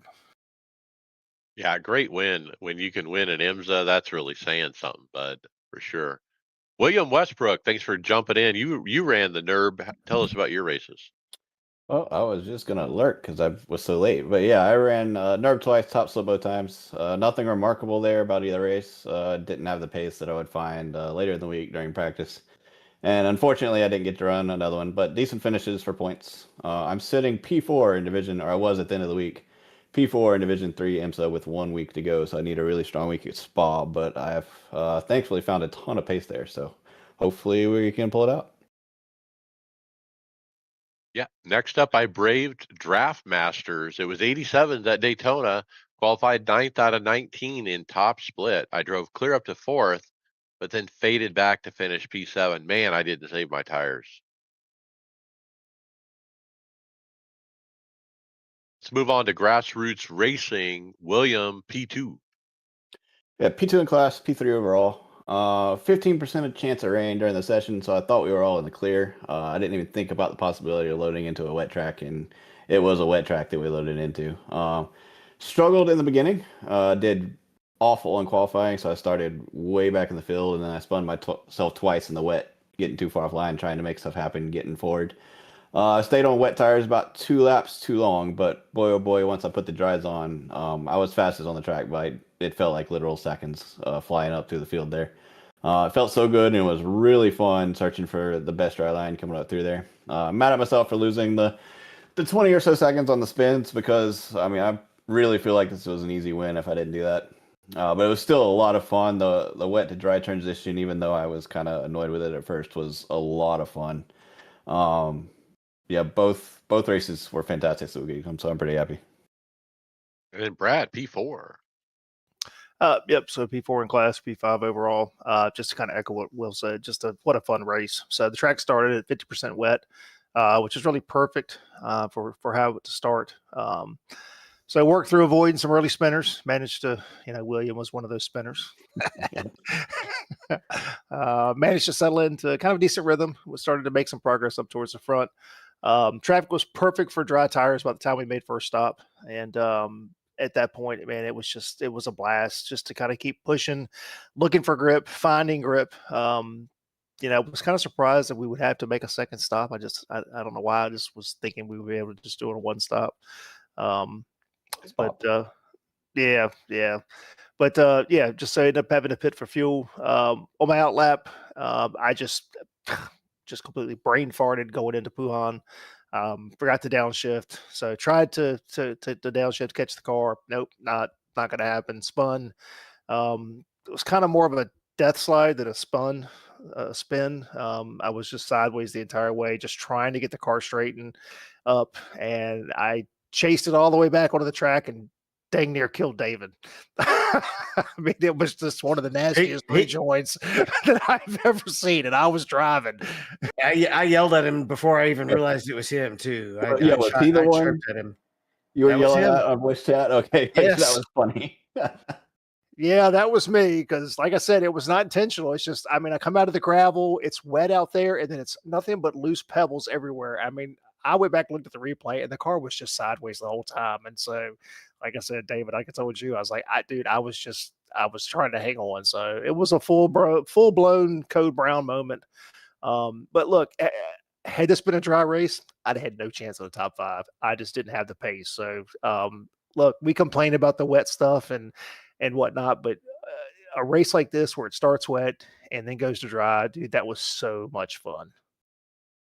I am a little confused. Did y'all say you were P3 overall or just in class? Yeah, we actually had an AM win the race overall.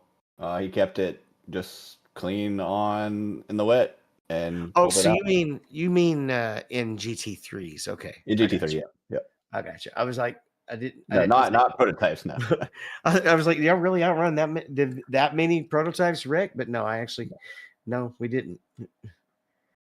David, you had a P9. Actually, and I just checked. It was actually a P8. We started the race, and oh my goodness, I was like, I know cold tires are bad, but this is awful. I'm like 8 seconds slower than the next guy in front of me. And then I have a look at JRT, fortunately, and I was like, oh crap, that says dry. That's not good. I started on dry tires. When I loaded the race set back up, I loaded the dry tires. So I had to run a lap on the dry tires, go ahead and pit, and drive back up on the wet tires through the whole GT3 field. But fortunately, there are a lot of GTs just didn't. I guess 3 didn't. No, there was probably more. They didn't keep the car under control. I did keep the car in control and finished it in 8th. I don't know if I would have finished any higher or not. But how did dry tires on a wet track compare to cold tires on a dry or? It was 10 seconds slower than the guys that were on the wet tires. Holy crap! I was already 10 seconds behind. I was like, I can't be that slow on cold tires. Well, don't feel so bad. I think William can relate. I think we had a couple weeks in a row where we had a GT3 starting on wets, multiple races. Yeah. It's just like, dude, what is wrong? Why are you on wets? Elbows Out Racing League, William P4.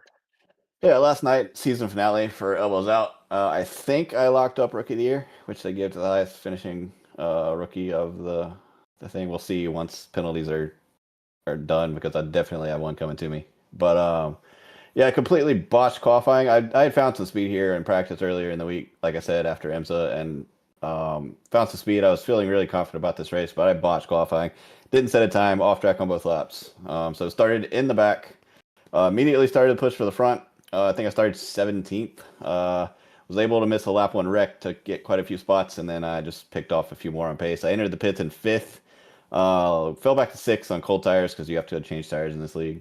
And able to get back up to 5th on pace, and then 4th, didn't put enough fuel in the car, so that's where I ended up finishing. There's the guy that finished P2 overall in the standings was pushing me the last 3 laps, and this dude is fast. I don't know how I held him off, but about 4 laps we were battling. So really strong finish for the season. We'll see if I'm able to pull it out at the end of after, like I said, I murdered a back marker going into 1 by accident, about 4 laps to go. But I was curious what the expected penalty was for. yeah, I was kind of expecting him to get out of the way, and he didn't, and I just nailed him in the rear. I just spun him, no real damage. We were going slow enough that it didn't really hurt him, but yeah, I've got a penalty coming my way, probably a few seconds. So hopefully it won't drop me down too much, because me and the guy I'm fighting for Rookie of the Year are pretty close. So I think I got it, though. I'll let you know next week. But yeah, it was a good season. I'm glad I found these guys, too. It's a good thing to do on Wednesdays, that before I found out you guys were doing the Polar League. Yeah, we'll start the next season coming up. All right. And then other racing I ran, I skipped the ring Meister, because they ran the GT4s, and I just didn't want to buy a GT4. So I ran some hosted 87s at Daytona P2. I was going to win it, but the guy actually blocked. I called him out on it. I'm like, dude, you really going to block? But anyway, next one, supercars at Olton Park, got a P4.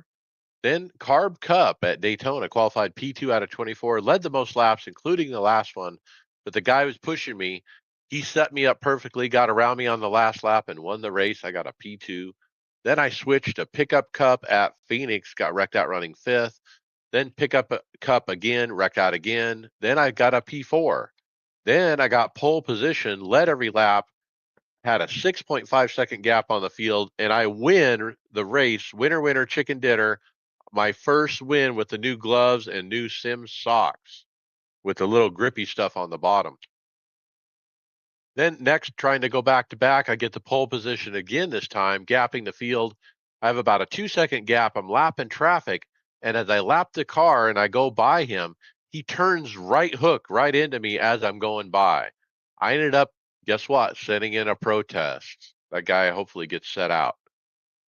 Next, pole position again, took off leading, but some alien with a 6,000 I rating came from the back and caught me, overtook me, and won the race. I finished P2, best of the rest, I guess.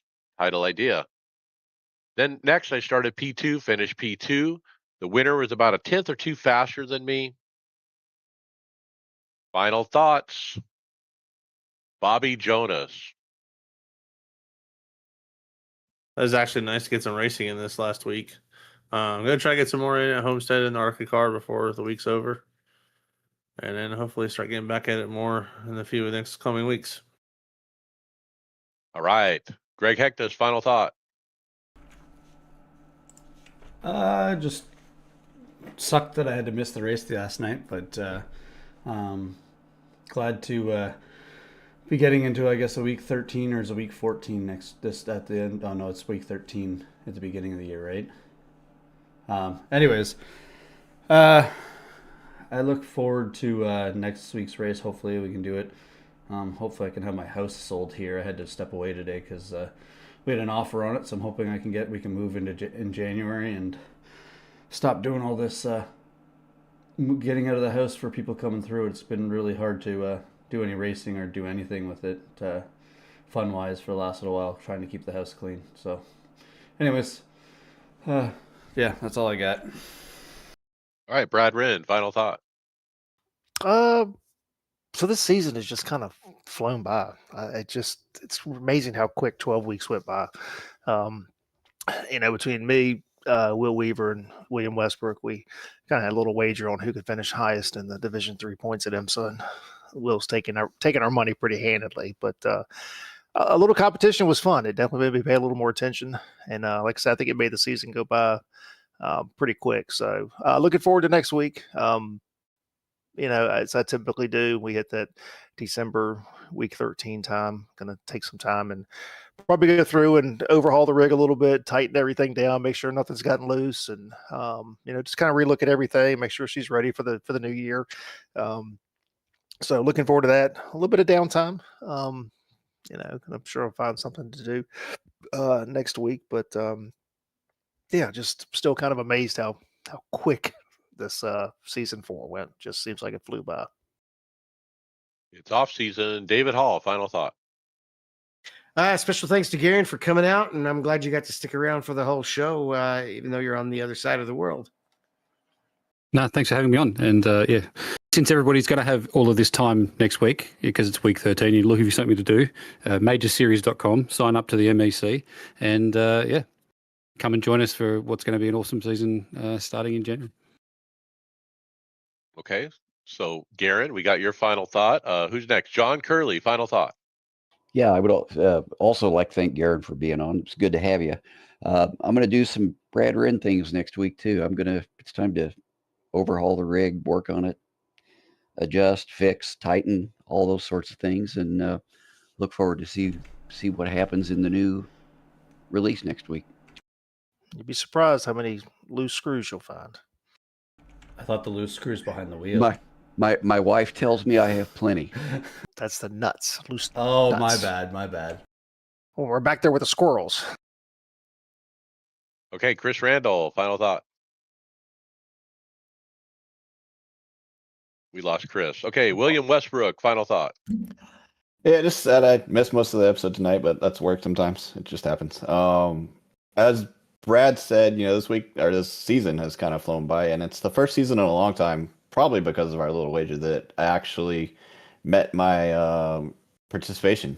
So before, if IMSA was a track I just didn't like, I'd probably just skip it, focus on league or do some hosted or whatever. But it just kind of made me be intentional with my practice, and I actually found some tracks that I didn't like. It was mostly seems like just because I didn't have the pace there. Once I was intentional in my practice and found pace there, just like Nerve GP, I used to hate that track, but found pace there, and I actually really enjoy it now. It's really technical, requires some really concentration. So that's been really fun. So thanks to Brad and Will for doing that this season. It was a lot of fun. And majors, I think we said previously, me, Brad, and Will are going to run it next year. I've never run any major stuff. Sad I missed an interview, but really, really looking forward to the MEC next year, especially since the schedule was just released. It looks really fun. So that's another good racing thing to look forward to coming up. Okay, and then my final thoughts. I finally got my Daniel Moradness gloves, the Aura Pro. They're a bright yellow, kind of like the paints on my paints. I run a complement bright yellow color. I got my name and flag embroidered on them as well for an additional fee. They threw in. Is that the Canadian flag? No, of course not. USA flag, and then sim socks as well, which are the same color, matching color. They got the little grippies on the bottom.